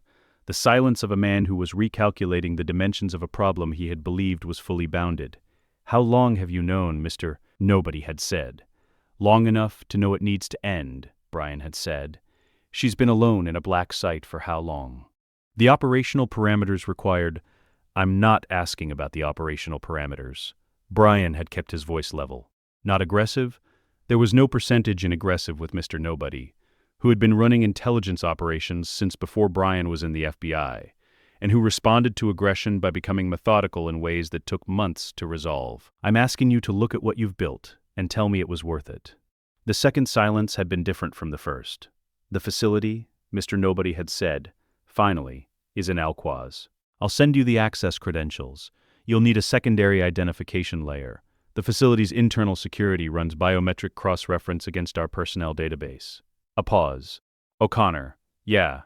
She doesn't know you're coming. She doesn't know anyone is coming. His voice had shifted into something that was, from Mr. Nobody, the approximate equivalent of an admission. She was told the protection detail was open-ended. Brian had let that sit in the phone line for a moment. I know, he had said. The second part had been the access credentials, delivered through an encrypted channel 20 minutes after the call ended.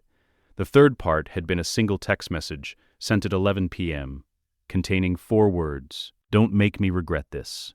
Brian had not replied. He had packed instead. The Alquaz facility processed their credentials at the outer gate without incident. A biometric scanner, a retinal confirmation, a guard who looked at Brian's documentation with the careful attention of someone whose job required him to look at documentation carefully, and who found, upon looking, that everything was in order. It was in order because Ramsey had made it in order, working backward from the credential architecture Mr. Nobody had provided, filling the gaps with the particular elegant precision that characterized her best work. The kind of access that was not fabricated but legitimate, introduced into the system rather than born in it, indistinguishable from the inside from a credential that had always been there. The interior was institutional in the specific way of facilities that were designed to be comfortable without being homey, the careful, considered version of comfortable that said we are taking care of you without saying you are free to leave. Neutral colors, good lighting, the faint ambient hum of climate control working against the Dubai heat. Outside, a handler met them in the lobby, young, professional, the careful neutrality of someone who had been told to expect visitors, and not told what the visitors meant. You're here for the asset in Suite 4, the handler said. We're here for Giselle, Brian said. The handler's neutrality shifted slightly. Not much, just enough to indicate that the word asset had been the facility's language, and Giselle was a different kind of word entirely. I'll let her know she has visitors, the handler said. Don't, Brian said. He looked at Han. We'd rather go in. The door to Suite 4 was ordinary, heavy, security-rated, but finished in the same neutral palette as everything else in the facility, designed to look like a room rather than a cell, which was the specific and considerable effort of a place that understood the difference between imprisonment and protection, and had decided the distinction was architectural. Brian knocked twice. A pause. The door opened. Giselle Yashar looked at Brian first. She registered him, recognition, surprise, calculation, in the rapid layered sequence of a trained operative processing unexpected information. She was wearing civilian clothes, her hair loose, and she had the particular quality of someone who had been living in a controlled space long enough to have fully inhabited it while also never fully accepting it as permanent. She was alive. She was entirely, completely, unremarkably alive. Standing in a doorway in Dubai, holding the door open with one hand, looking at Brian O'Connor, with an expression that was moving through surprise toward question. Then her eyes moved past him. Brian stepped aside. Han Solo stood in the corridor. He was holding nothing. His hands were at his sides. He was wearing the same jacket he had worn on the flight. Dark, simple. The jacket of a man who had not been thinking about what he was wearing, because he had been thinking about something else entirely for the entire 11-hour flight, and had not stopped thinking about it when the plane landed, or when they had cleared customs, or when the car had moved through Dubai toward a district he had never been to, toward a building that had no name. He had been thinking about the last time he had seen her face.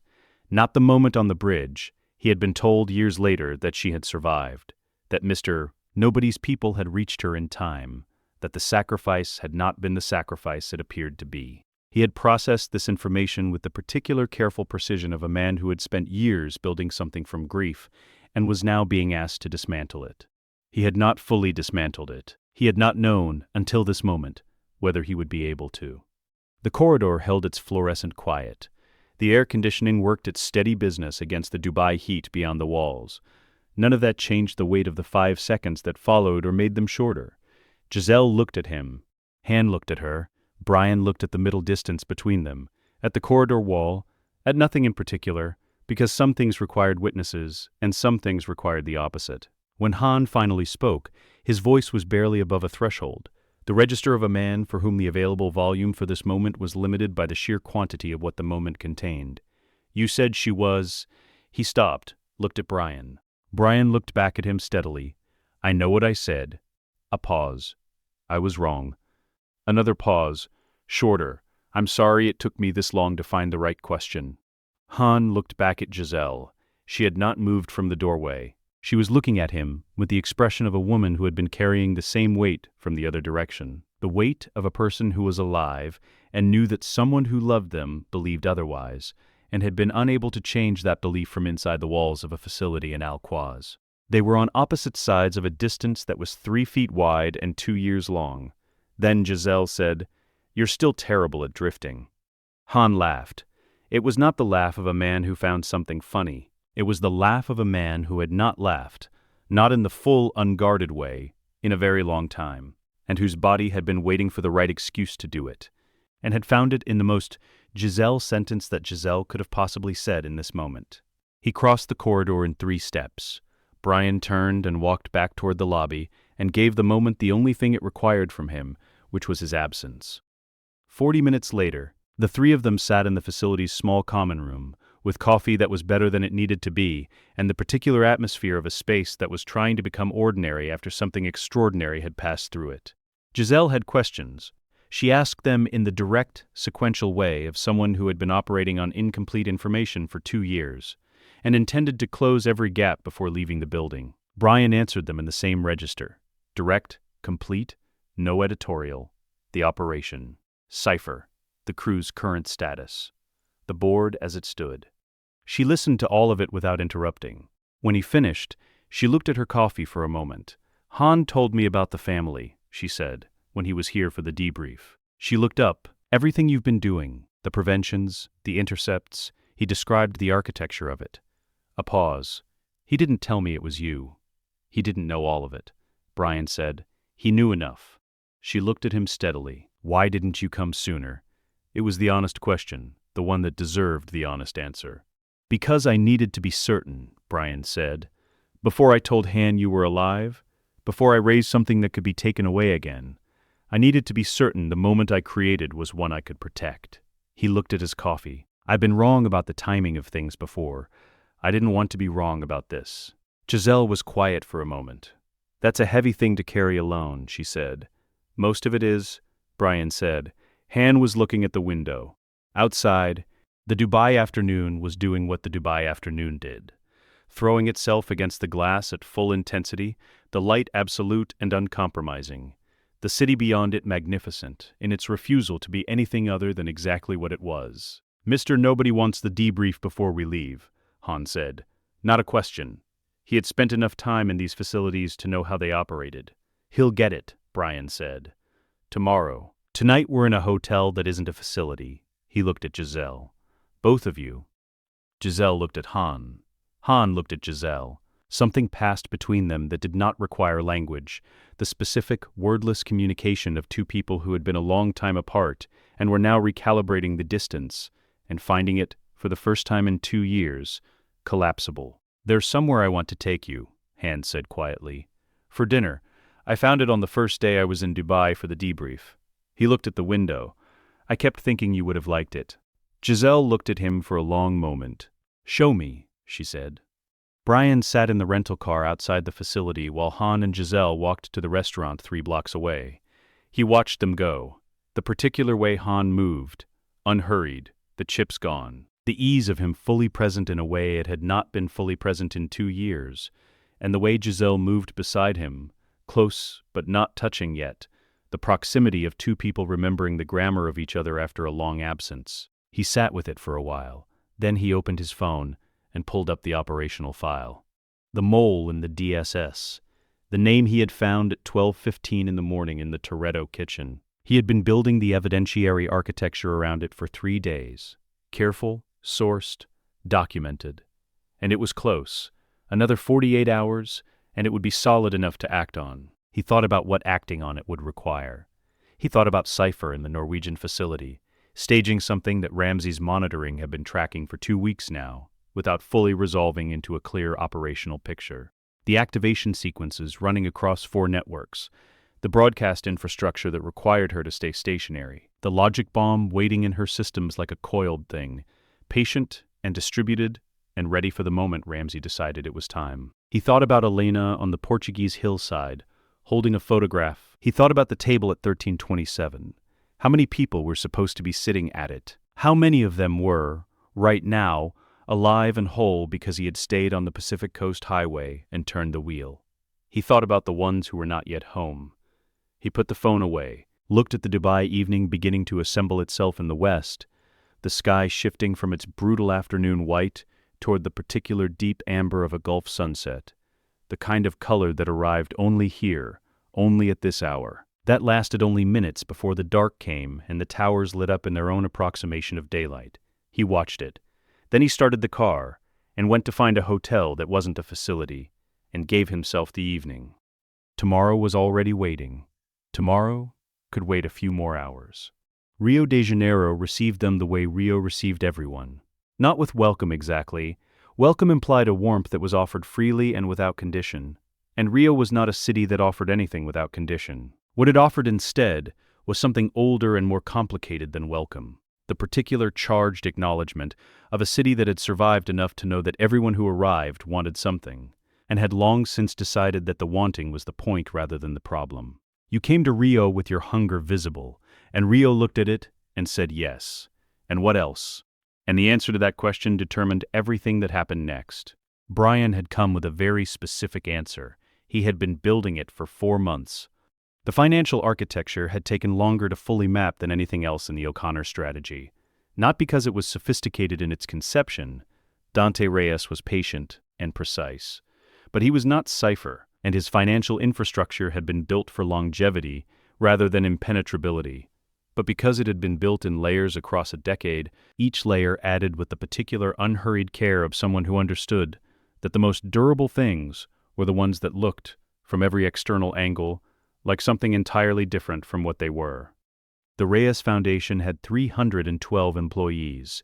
It ran genuine community programs across 6 Rio favelas, food distribution, after-school education, healthcare outreach that genuinely served the neighborhoods they operated in. The people who worked in those programs were not criminals. They were people who needed work and had found it in an organization that paid reliably and asked only for competence in return. Brian had been careful about this. He had sat with the financial map for 2 weeks before deciding on the approach, running and discarding strategies with the methodical patience of a man who understood that the right answer was not always the obvious one. The obvious answer was a direct strike on Dante's primary accounts. Freeze the assets, strip the network, leave him with nothing. The obvious answer would have dismantled the Foundation's community programs alongside Dante's mercenary infrastructure because they shared the same financial backbone. And that was not an acceptable cost. Ramsey had built the surgical tool over 18 days.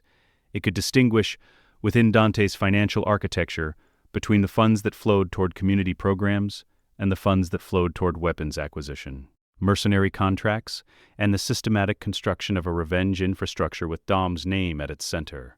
It could strip one with precision while leaving the other intact, routing the transferred funds toward a destination that Brian had chosen, with the specific, considered care of someone who understood that where the money landed mattered as much as that it moved. The orphanage had been operating for 11 years. It housed children who had been displaced by the Reyes family's criminal operations. It had a waiting list. Brian had thought about that waiting list for a long time. Dom had listened to the full briefing without speaking. He sat at the kitchen table in the safe house in Santa Teresa, a rented colonial house in the hills above the city, with a view of Guanabara Bay that was objectively magnificent and which none of them had looked at because there were maps on the table and a clock on the wall. And the operation was 48 hours out, and he listened to Brian walk through the architecture with the systematic precision of someone who had been inside this plan long enough that every element of it was load-bearing, and every load-bearing element had been tested. When Brian finished, Dom sat for a moment with it. The community programs, Dom said. Untouched, Brian confirmed. The separation is clean. Ramsey tested it against a model of the architecture 6 times. The Foundation's legitimate operations continue exactly as they are. Dom looked at the financial map spread across the table, the web of accounts and shell companies and cryptocurrency wallets that represented a decade of patient construction by a man who had drowned in a harbor and come back with different priorities. He looked at the destination Brian had marked in red. He'll know it was us, Dom said. He'll know it was us the moment the transfer completes, Brian said. That's the point. Dom looked at him. The money going to children his father displaced, Brian said. That's not just strategy. That's a message. He held Dom's eyes. A man like Dante, a man who has built his entire identity around the idea that what was taken from his family was sacred, needs to understand that we see the difference between what his father built and what his father destroyed. A pause. The destroyed part pays for the children. The built part continues. Dom was quiet for a long time. He's going to come for us anyway, Dom said. Yes, Brian said. This doesn't end it. No, but it changes the board. Brian looked at the map. Right now, Dante has $400 million and a decade of infrastructure. After this, he has nothing except the operation itself and whatever emotional architecture he's built around the idea of revenge. He paused. A man fighting from resources fights tactically. A man fighting from emotion fights personally. He looked at Dom. Personal, I can predict. Tactical, with unlimited resources, I cannot. Dom absorbed this. He looked at the bay through the window. Guanabara in the late afternoon, the water carrying its particular deep green against the hills. The race, Dom said. His men said it. He'll be there. Brian looked at the city below. He wants to see you on his streets. He's been watching us dismantle his network for months, and he needs this, needs to be present for something that feels like his ground, his rules. A pause. We give him the race. We win it, and while he's watching the finish line, the transfer completes. Dom looked at the Charger Tantrum parked in the safe house garage. Black carbon fiber, rebuilt and re-equipped, running a supercharged V8 that produced a number high enough that Roman had refused to repeat it aloud on the grounds that it sounded like fiction. Who's the driver? Dom said. Brian looked at him with the ghost of the grin that lived underneath everything. You know who the driver is, Brian said. The Zona Norte at midnight was the version of Rio that the tourist infrastructure did not advertise, and the underground could not contain. The raw, layered, genuinely dangerous beauty of a city doing what cities did when the official version of themselves had gone to sleep. The race circuit ran through streets that were not officially race circuits, past buildings whose facades bore the accumulated decades of a neighborhood that had been promised various futures, and had decided to invent its own. The walls painted in the specific tradition of Rio's street art, enormous, vivid, the work of people who understood that color was the cheapest available form of defiance. 300 people had come.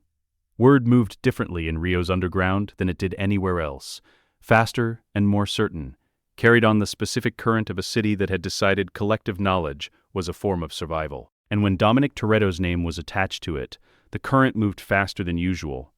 Dante stood beside his Lamborghini Huracan on the opposite side of the start line. Matte black, Italian engineering, 610 horsepower of the most deliberately impressive machine money could acquire at the intersection of speed and statement.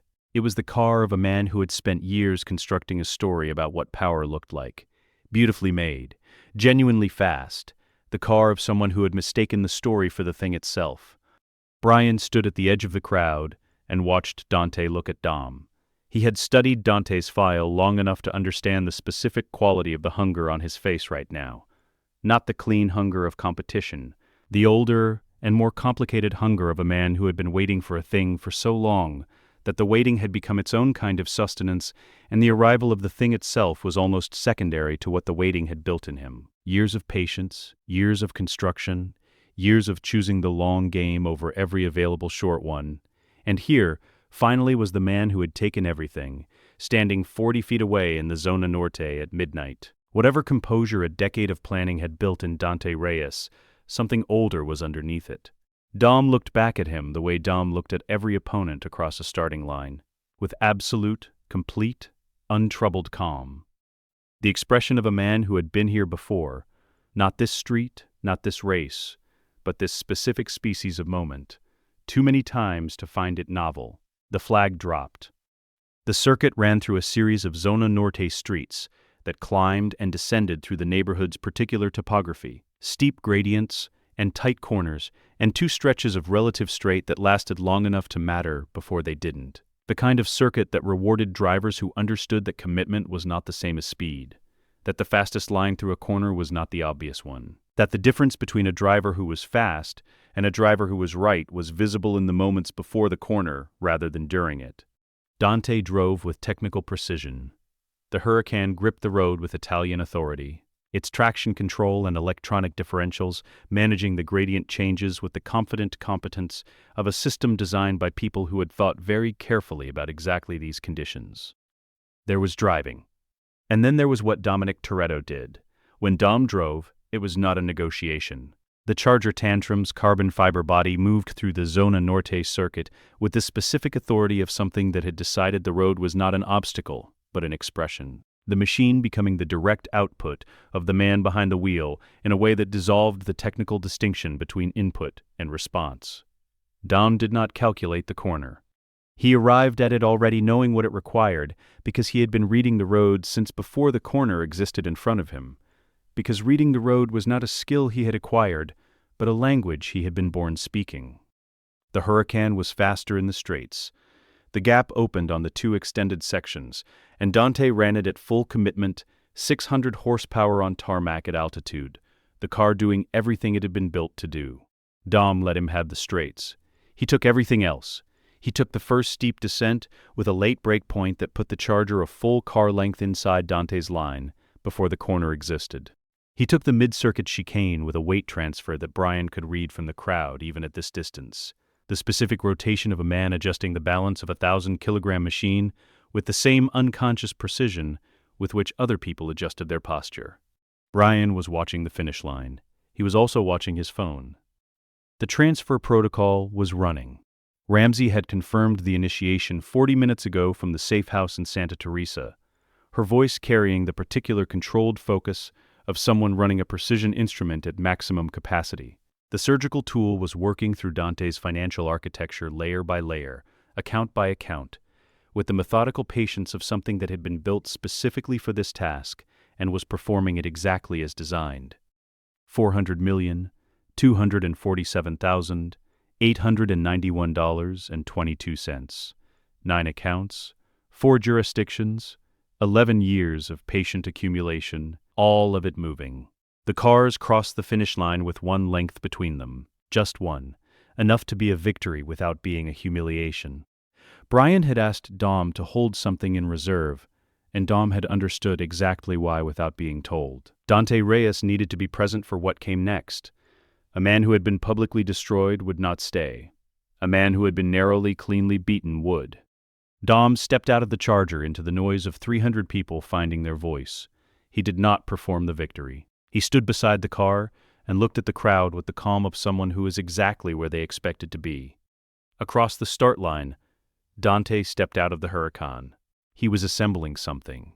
Brian could see it from 40 feet.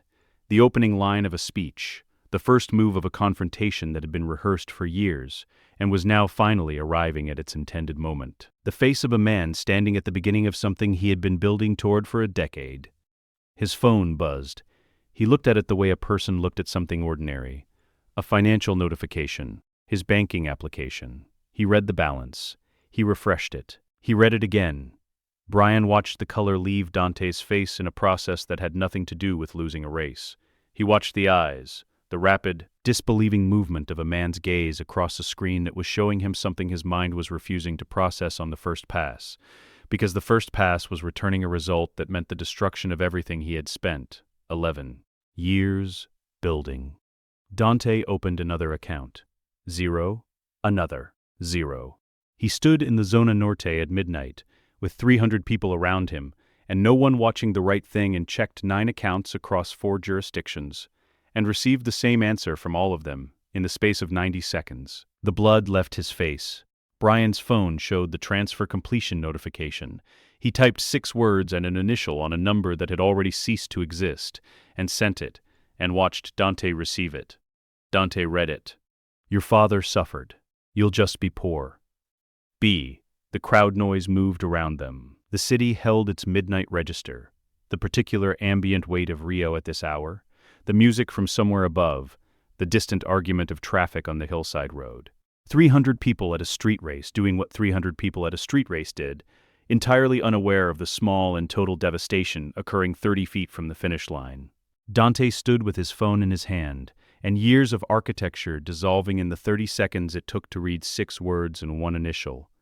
The patience, the construction, the mercenary contracts, and the encrypted accounts, and the decade of choosing the long game over every available short one. All of it gone, directed toward children. Brian watched him understand this. Watched the specific devastation of a man whose weapon had been turned into its own repudiation. The money that was supposed to fund the destruction of the Toretto family now sitting in the accounts of an orphanage that housed the children his father had displaced, not stolen, redirected. The distinction was the cruelest part, and Brian had intended it to be. Dom walked back to the charger, without looking at Dante again. There was nothing to say. The message had been sent in the only language that meant something to a man who had spent 11 years speaking exclusively in resources. Brian moved through the crowd toward the cars. Dante watched them leave. He stood in the Zona Norte for a long time after the crowd dispersed and the street returned to its ordinary midnight self. The 2 men and their cars already gone. The race over. The thing he had built over a decade reduced to a notification on a banking application, and 6 words from a man he had never properly seen coming. He had planned for Dominic Toretto. He had spent 11 years planning for Dominic Toretto. The profile, the psychology, the relationships, the precise architecture of a man whose only exploitable vulnerability was the people he loved. He had built everything around the certainty that Dom's weakness was his family, and had been preparing to reach through that weakness with both hands. He had not planned for Brian O'Connor. He stood in the street and thought about that. The man who had stood in the Havana crowd, the man whose operational signature cipher had flagged and been unable to fully map. The man who had been 3 steps ahead of every move Dante's intelligence network had identified, who had dismantled a decade of financial architecture while Dom was racing, who had sent 6 words and signed them with a single letter that somehow contained more contempt and more respect simultaneously than any longer message could have. Dante looked at his phone for a long time. Then he put it in his pocket. The money was gone. The infrastructure was stripped. The primary network was dismantled. But Dante Reyes had drowned for 2 minutes in a Rio harbor and come back with rewired priorities.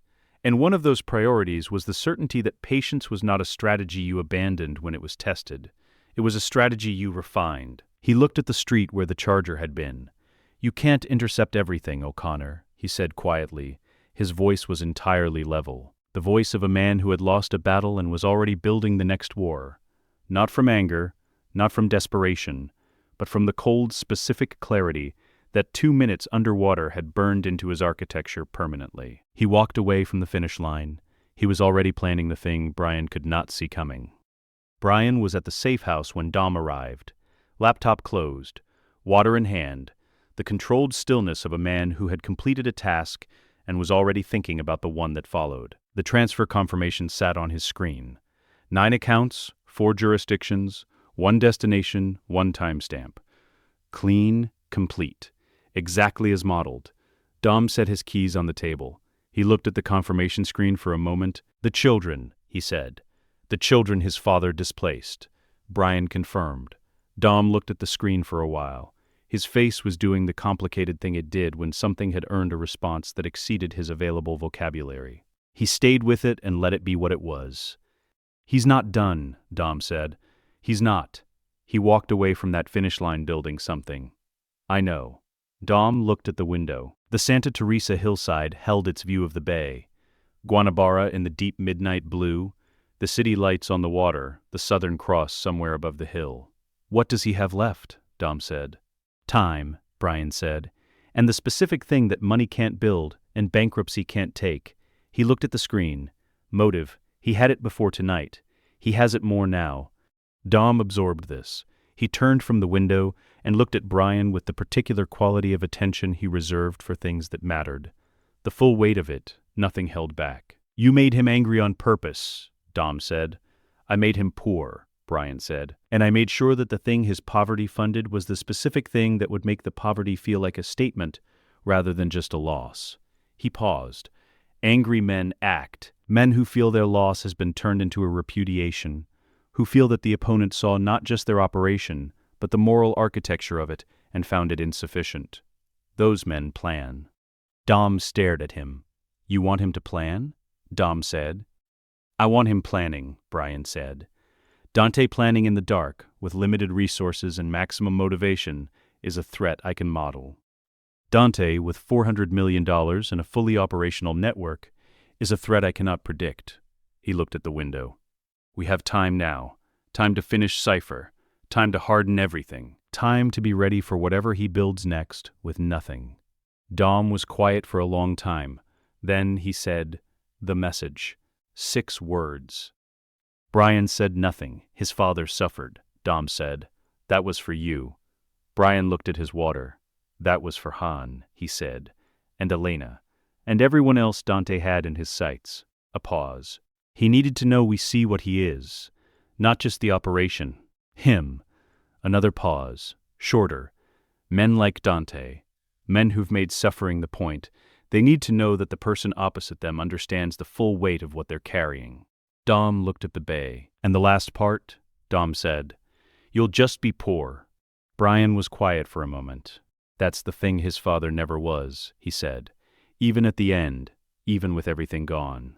Hernan Reyes was never poor, not in the way that mattered to a man like him." He looked at his hands. "Dante wanted to be his father's legacy. I wanted him to understand that the only inheritance he's receiving is the one that ends with nothing." Dom absorbed this.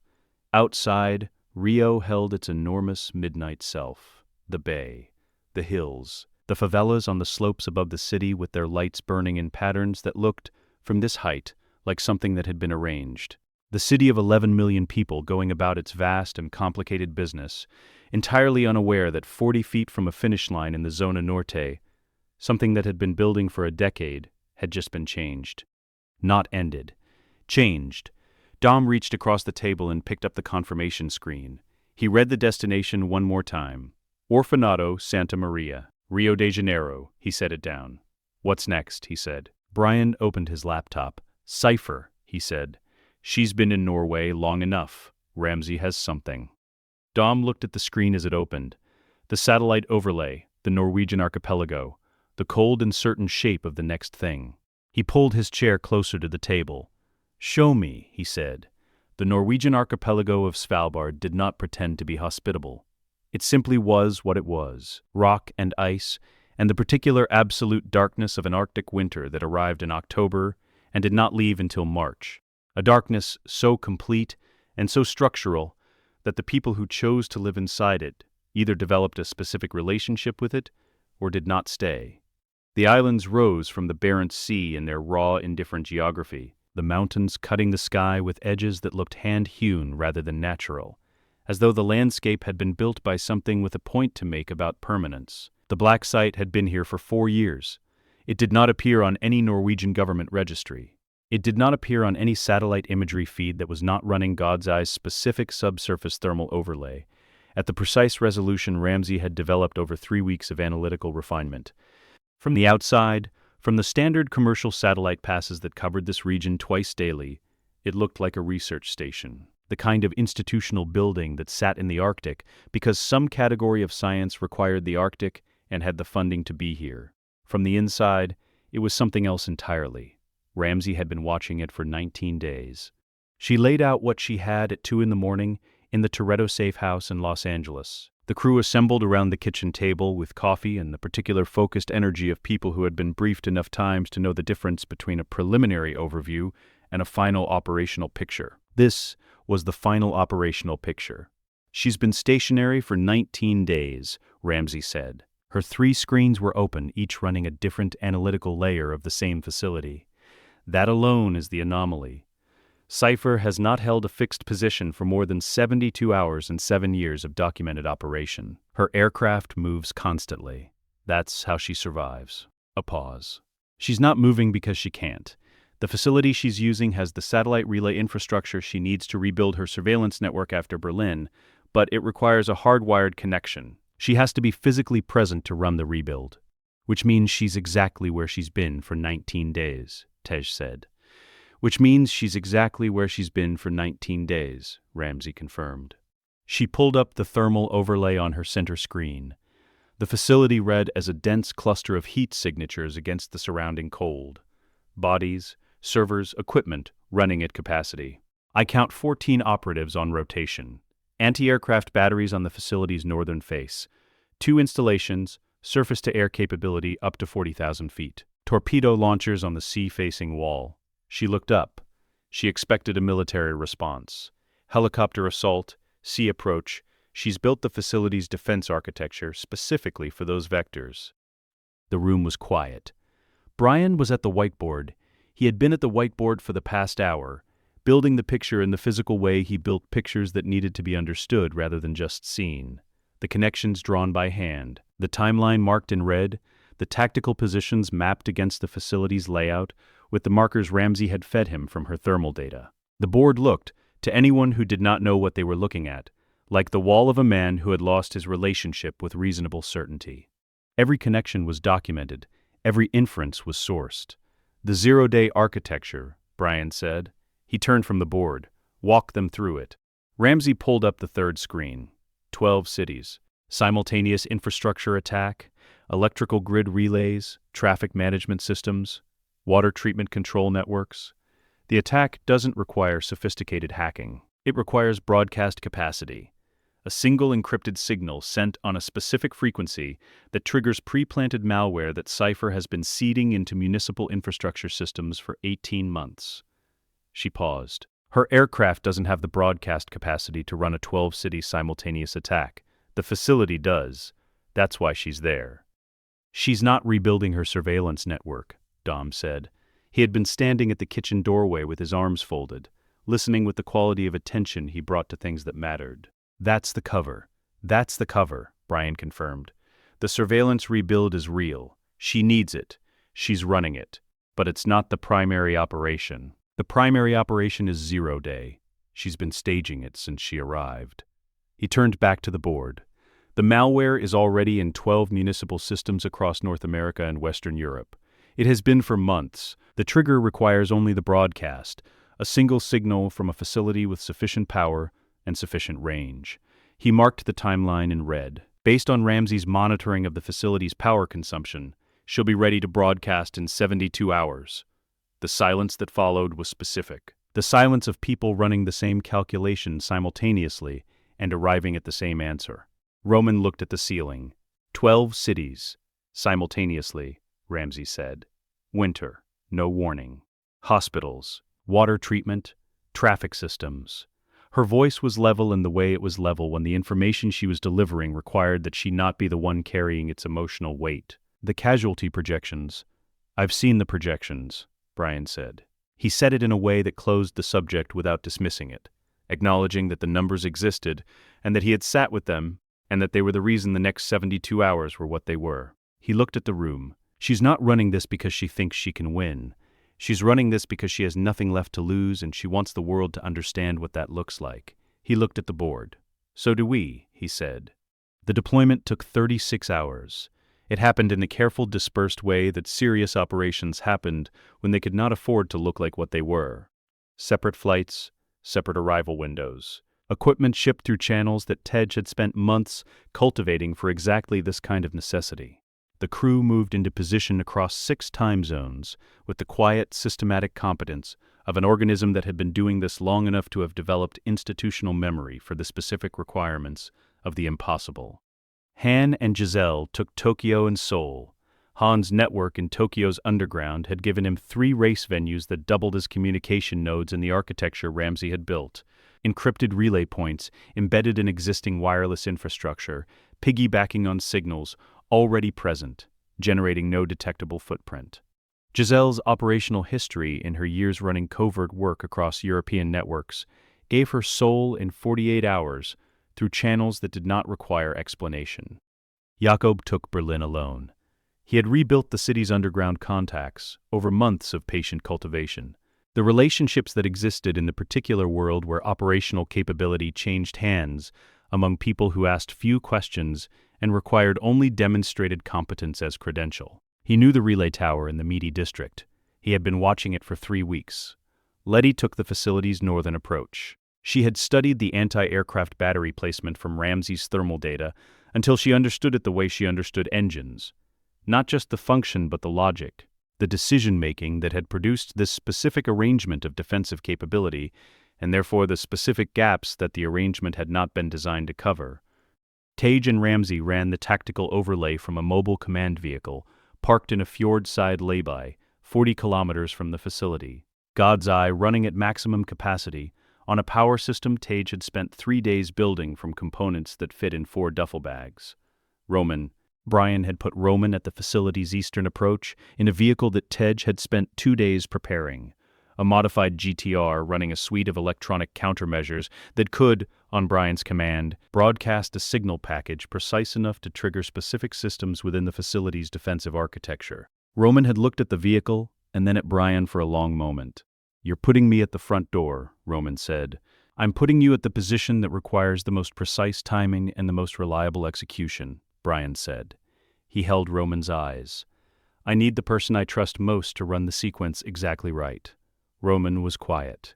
He had been different since the Autobahn. Not subdued, not changed in the fundamental register of who he was, but operating with a specific and conscious intention that had not been visible before. The performance was still there when he chose it. He was choosing it less. "What's the sequence?" Roman said. Brian told him. Roman nodded once. He got in the vehicle. The facility at 0300 Arctic time was the particular kind of operational. Not frantic. Cypher did not run frantic operations, and the people she employed did not operate in frantic registers. It was the controlled, systematic operational of an organization executing a planned sequence with professional discipline. The 14 operatives on Ramsey's thermal read were at their stations. The broadcast array was in its final calibration cycle. The 0-day trigger was 47 minutes from the window Cypher had chosen. Not random, selected with the specific precision of someone who had identified the optimal moment when 12 municipal systems were simultaneously at their lowest defensive monitoring capacity. 4:17 in the morning. The dead window. The hour when human attention failed regardless of training and caffeine and institutional requirement. Cypher sat at her primary console and watched her screens with the calm of a woman who had run this calculation to its conclusion and found it sound. She had lost the board. She understood this. Brian O'Connor had dismantled her leverage, stripped her network, blinded her surveillance architecture, and turned her financial system against her in Berlin, with a sophistication that she had spent 19 days in the Arctic analyzing and had arrived at a precise and unwelcome conclusion about. She was not going to win. She was going to make the world understand what losing looked like. The broadcast array reached full calibration at 0311. She reached for the trigger console. Every screen in the facility went dark. Not gradually. Not in sequence. Simultaneously, the specific simultaneous darkness of a power system that had not lost power, but had been told, by something operating below its own awareness of being told, to stop. The emergency generator kicked in 4 seconds later. The screens came back. Every screen showed the same thing. "You can't broadcast what you can't power." O'Connor, Cypher looked at the words on her screens. She looked at them for exactly 3 seconds. Then she was already moving. The logic bomb had been waiting for 19 days. It had been patient in the specific way of things that had been built for patience, sitting invisible in Cypher's system architecture, spreading its roots through the facility's power management network, in the careful, distributed way of something that intended to be comprehensive rather than fast. Ramsey had built it during the Berlin operation, seeding it through the satellite relay architecture Cypher had been rebuilding, the compromised array that had been handing Brian positioning data since the Ghost proxy ran. Every system Cypher had trusted since Berlin had carried it quietly forward, propagating through the facility's infrastructure in the 19 days since her arrival, waiting for this moment. The broadcast array stayed dark. The anti-aircraft batteries received a competing targeting command that redirected their acquisition to a bearing 200 degrees off the facility's actual approach vectors. The facility's external communication systems ran at full apparent capacity while routing every outbound signal to a dead server in a data center in Reykjavik that was receiving the traffic and doing nothing with it. Cypher had 14 operatives, hardened defensive infrastructure, and a fully prepared 0-day trigger. She had a building that had just stopped being hers. In the fjord side lay by 40 kilometers away. Ramsey sat forward in the mobile command vehicle with both hands on her keyboard and the particular controlled intensity of someone running at maximum capacity and finding it sufficient. "The array is dark," she said. Her voice was even. Anti-aircraft batteries are redirected. External comms are looped. A pause. Logic bomb is running at full propagation. The tactical picture assembling itself in real time across his primary screen. 6 teams, 12 cities, the relay tower in Berlin where Jakob's signal was already interfering with the zero-day infrastructure connection. Berlin relay is down, Tej confirmed. Han and Giselle confirmed Tokyo and Seoul clean. He looked at his screen. Letty has the northern approach clear. Brian's voice came over the crew comm from the facility's eastern perimeter, where he and Dom had been running dark for 90 minutes. "We're moving," Brian said. The facility's eastern wall had one gap in its defensive architecture. Not an oversight. Cypher did not build oversights. A calculated acceptance. The eastern approach ran across 200 meters of exposed Arctic terrain, between the facility's perimeter and the coastal rock face. Terrain that in winter was covered by ice that had been assessed as non-traversable by vehicle under standard operational conditions. Standard operational conditions. Brian and Dom had been on the ice for 90 minutes. They had arrived before the operational window in 2 vehicles that had been specifically built for exactly this terrain.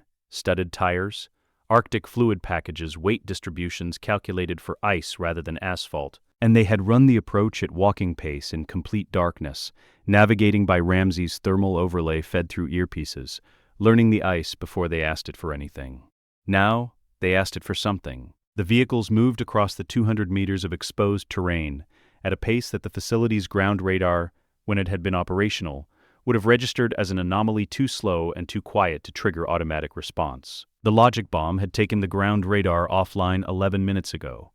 The facility's eastern access point was a maintenance door. Reinforced. Biometric. Tej had the biometric system spoofed from the command vehicle. A substitution running in the facility's identity verification architecture that had been planted during the logic bomb's propagation and was waiting to be used. Dom used it. The door opened. Cypher was at the broadcast array's manual override when they found her. The manual override was a physical mechanism, a backup system designed specifically for the scenario where electronic control had been compromised. It required a direct connection to the array's power circuit and a code sequence that existed only in Cypher's operational memory and in no digital record anywhere. She had gotten through the first 2 stages of the sequence. Brian's hand came down over hers on the control panel. Gently. Not aggressive. A coverage. A presence. The specific quality of someone who had arrived at exactly this moment and knew it. She stopped. She looked at his hand, then up at his face. Whatever she had been expecting from this moment, the version she had modeled across 19 days of Arctic calculation, it had not been this. It had not been quiet. It had not been a hand placed over hers without violence. It had not been Brian O'Connor standing at the manual override console 3 seconds before completion, with the specific expression of a man who had arrived not to conquer, but to end something that had cost both of them enough. Dom was at the facility entrance. His footsteps were audible in the corridor. Cypher looked at Brian. "You're here," she said. Not surprise. Confirmation of something she had been calculating. "I'm here," he said. "The array is dark," he said. The zero-day malware in 12 municipal systems was neutralized 40 minutes ago by a counter-signal Ramsey deployed through your own satellite architecture.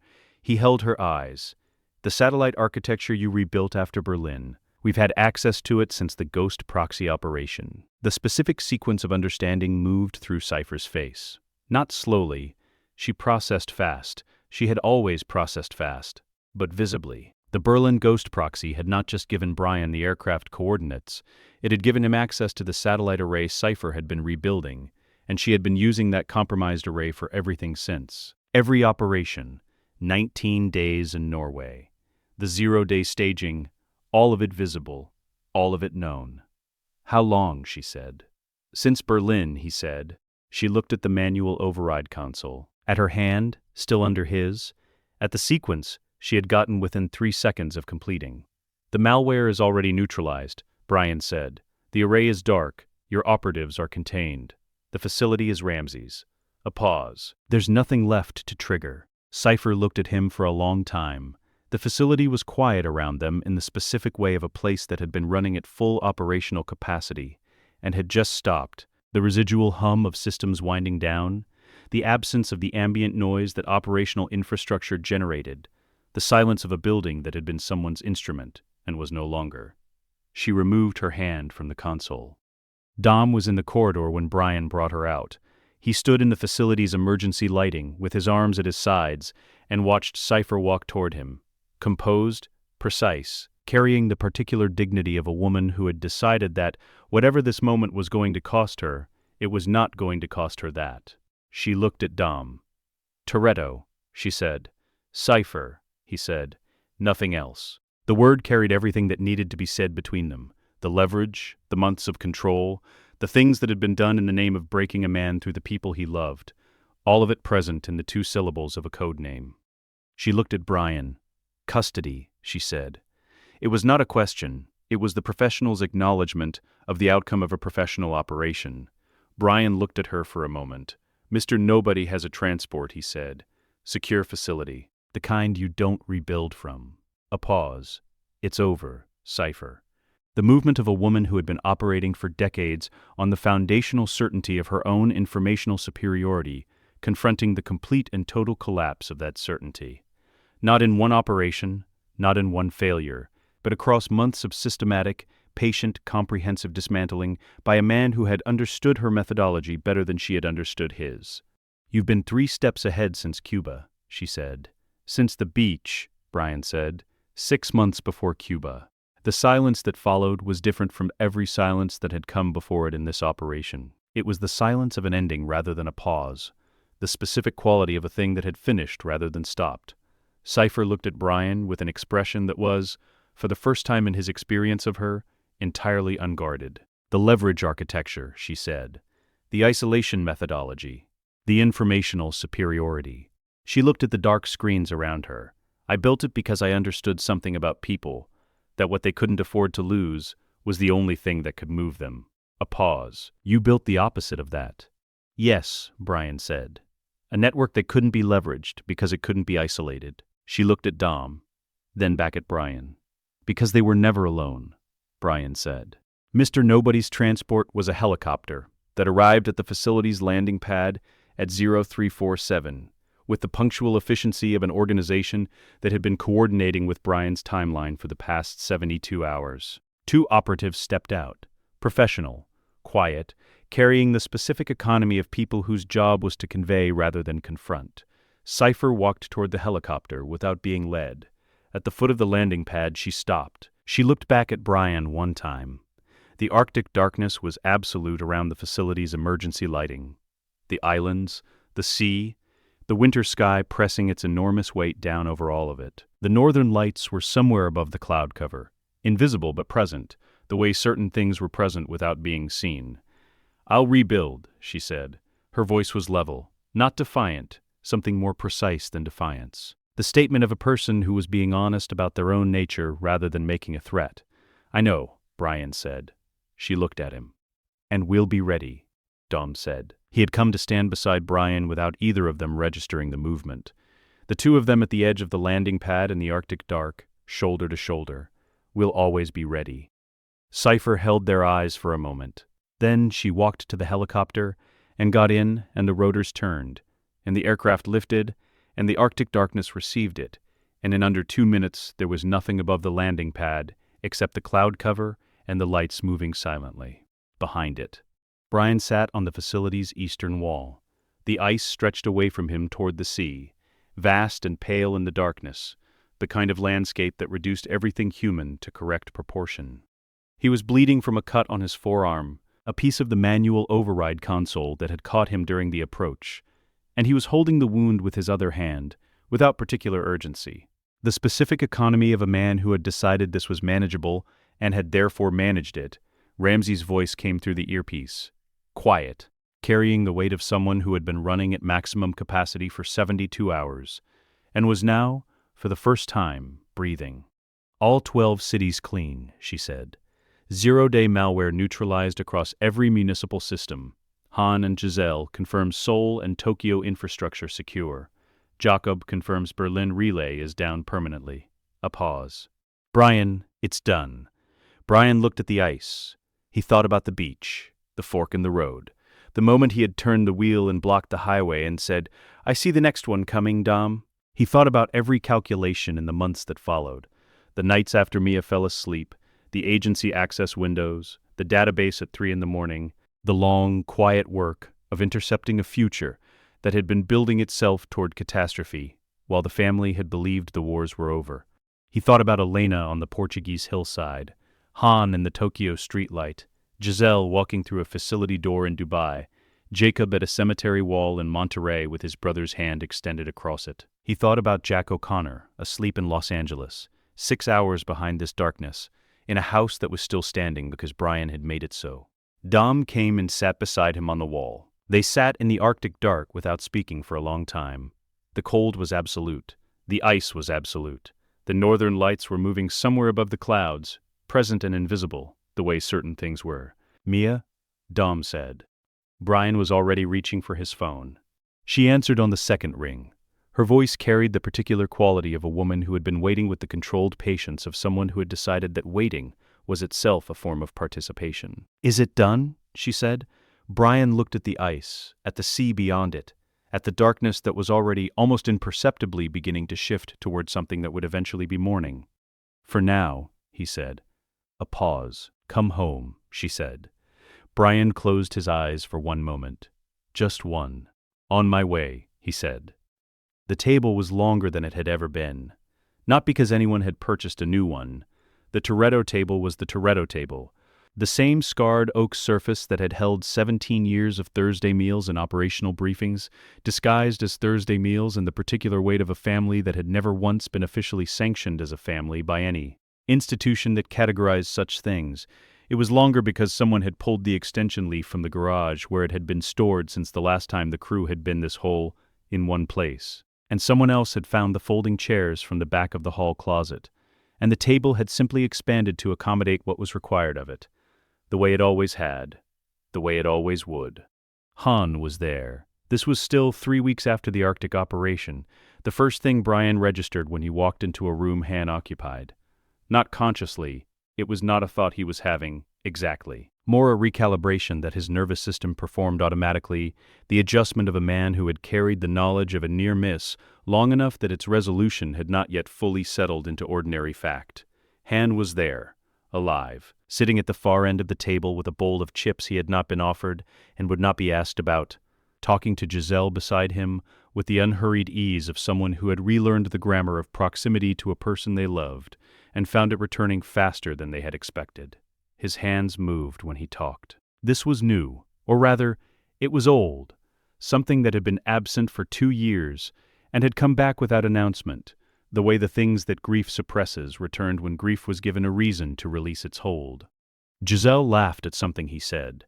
The sound of it moved through the room, and Brian felt it land somewhere specific in his chest, and stay there. Roman and Tej were at the grill.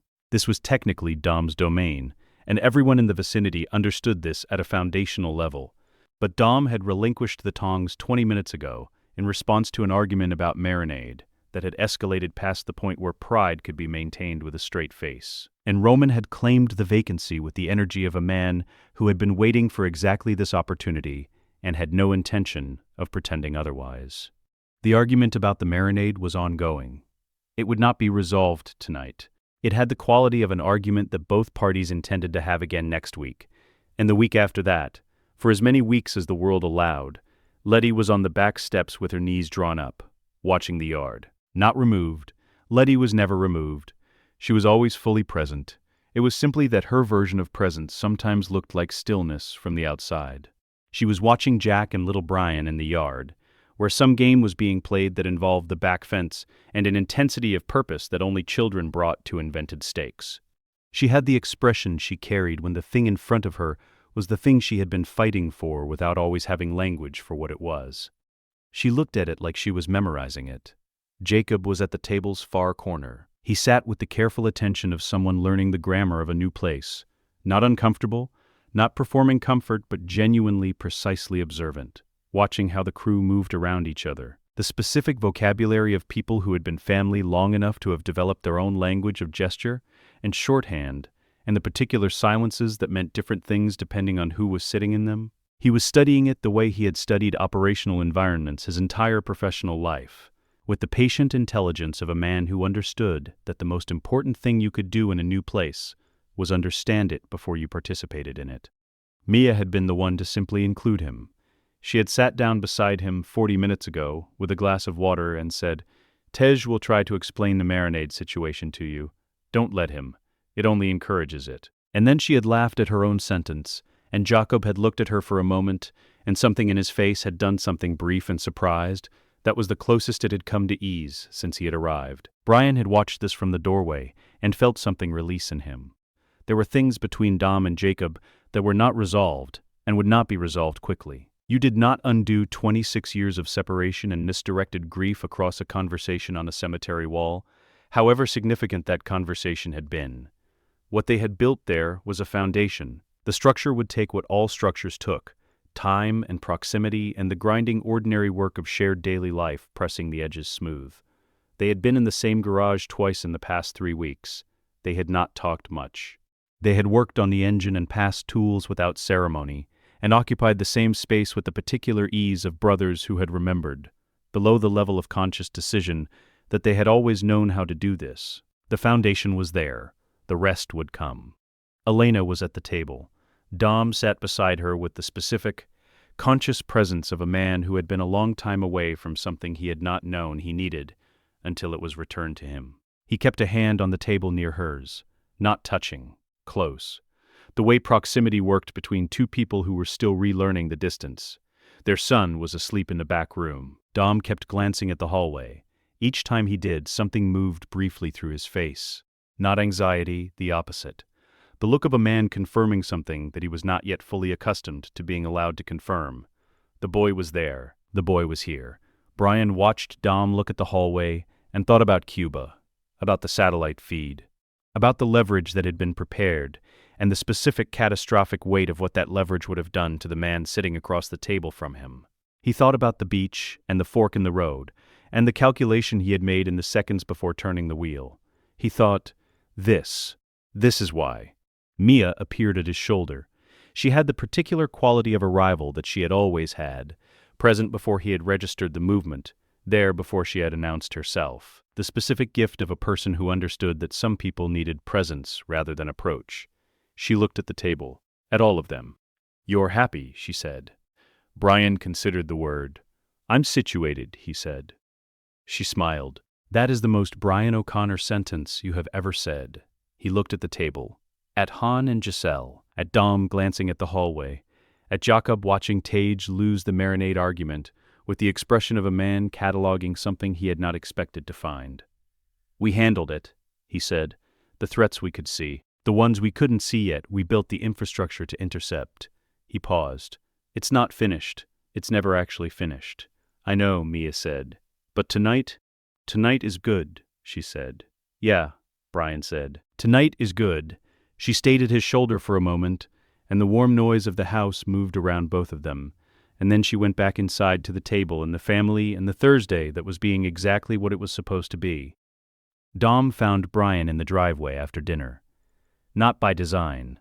Brian had come out for air, not antisocial, just the periodic requirement of a man who processed large amounts of sustained human warmth by needing, briefly, the particular quiet of an empty driveway and the Los Angeles evening pressing its gentle weight down over the neighborhood. Dom had followed with the instinct he had developed across 17 years for when Brian needed presence rather than solitude. The two cars were there. The 1970 Charger RT, black, rebuilt again, the iteration of it that had come back from near total destruction more times than either of them kept count of anymore. It sat in the driveway with the low, absolute certainty of something that had decided it was not going anywhere. The R34 Skyline, Arctic pearl white, rebuilt and re-equipped, and brought back so many times that the rebuilding had become part of what it was, a car that carried its history and its structure rather than hiding it. They stood with the two cars between them and the house behind them, and everything that had happened in the past year sitting in the air, not as weight, as substance, the thing that gave the moment its specific density. Dom spoke first. "When we first met," he said, "I knew you were a cop inside 24 hours. Brian looked at the Charger. "I know. I let you stay anyway." I know that too. Dom was quiet for a moment, because you drove like something was at stake. Every single time. He looked at the street, like every corner was a decision, not a habit. Like you'd already thought about why you were going fast, before you went fast. A pause. I'd never seen that in someone who wasn't already family. Brian said nothing.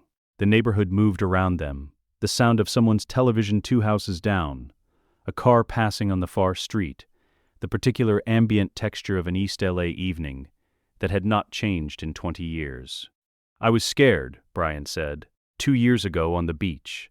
Dom turned to look at him. I had Jack. I had Mia.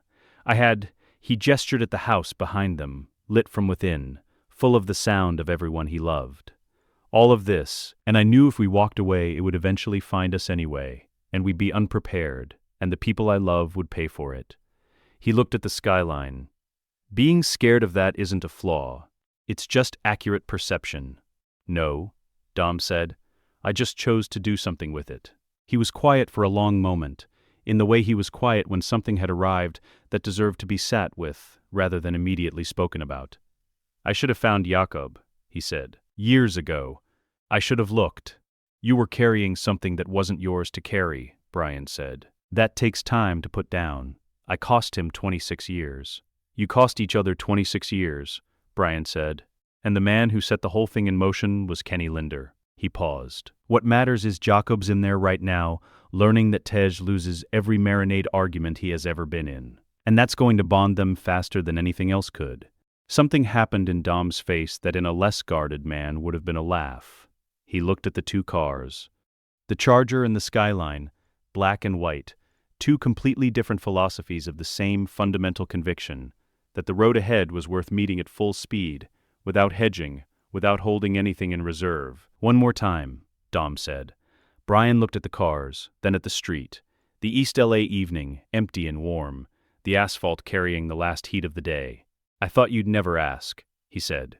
The streets of East Los Angeles at 10 in the evening had their own specific gravity. Not the gravity of a race, the gravity of something that did not need to be a race to be true. The 2 cars rolled out onto the street side by side and found the pace of the neighborhood before they committed to anything, the particular unhurried quality of 2 men who had nothing to prove and 17 years of evidence that they never had. They drove. No crowd, no staging lights, no finish line painted across the asphalt, no stakes beyond the thing itself. The simple, total, irreducible fact of going fast, for no reason except that going fast was the truest available expression of who they both were, and some truths required movement rather than stillness to be fully spoken. The Charger opened first. That deep, continent-shifting rumble becoming something larger, the voice of a machine that had been built from American anger and had found, across 17 years, that the anger had refined itself into something more precise and more durable. The Skyline answered with its twin-turbo note, controlled and certain, the voice of a car that had been everywhere and was still here. Side by side down the quarter mile, side by side at the half. At the finish, which was a stop sign 3 blocks from the house, the only finish line the street offered, they arrived together. The Charger and the Skyline coasting to the curb at identical speed, engines dropping to idle, the heat rising off both hoods into the October evening. Dom got out first. Brian, a moment after.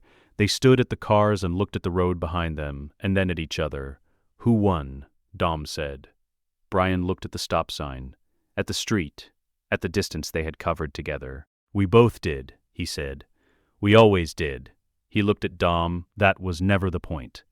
Dom held his gaze. Something in his expression settled into the specific, complete quality it reached in the moments when the weight of the thing between them was fully acknowledged and fully accepted simultaneously. The point, Brian said, was always that we were doing it together. Dom extended his hand. Brian took it. Dom pulled him into the kind of embrace that existed only between people who had been through the specific collection of things they had been through. Not the social performance of warmth, but the actual thing. 2 people using the only language that fully carried what they meant.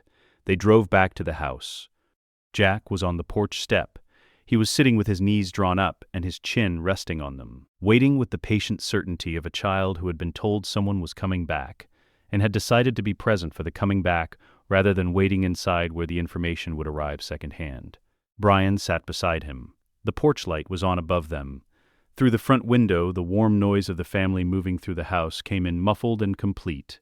Tage's voice, Roman's laugh, the lower register of Hans saying something that made Giselle respond with a sound Brian could not quite hear but recognized by its quality. "Did you win?" Jack said. "Dead heat," Brian said. Jack considered this. "What does that mean?" "It means we both crossed at the same time. Nobody wins, nobody loses. That doesn't sound like racing." "No," Brian said. "It sounds like family." Jack was quiet for a moment, working through the logic of this with the focused seriousness of a child who had decided the distinction mattered and intended to understand it before accepting it. "Dad," he said. "Yeah. Why do you keep doing it? The dangerous stuff." Brian looked at the house, at the light through the window, at the shapes of the people he loved moving in the warm interior of the place that was the reason for all of it. He thought about the beach, about the calculation, about every night after Mia fell asleep, and every agency access window, and every mile between a threat and the people it was aimed at that he had covered before the threat knew he was moving. He thought about Han in the Tokyo streetlight, about Elena holding a photograph on a Portuguese hillside, about Jacob's hands held out in a Monterey parking lot, scarred, offered as evidence, the evidence of a boy who had tried to hold a door open against a burning frame. He thought about Dom pulling him into an embrace at a stop sign 3 blocks from home. "Because someone has to stand between the world and the people at that table," he said. He looked at Jack. "And someone taught me a long time ago that family is worth the drive." "Who taught you?" Jack said. Brian looked at the driveway, at the Charger cooling in the dark beside the skyline, black and white, the 2 cars sitting where they had always ended up, together, pointing the same direction, done for the night. He looked at his son. "Your Uncle Dom," he said. "The first night I ever sat at that table." Jack followed his gaze, looked at the Charger, nodded slowly with the gravity of a boy who had just received information he intended to keep. They sat on the porch step together in the October evening while the family moved in the warm interior of the house behind them. And the Los Angeles night held its particular quality of light, the sky never dark, never fully bright, always this specific amber register that existed nowhere else on Earth. Brian put his arm around his son's shoulders.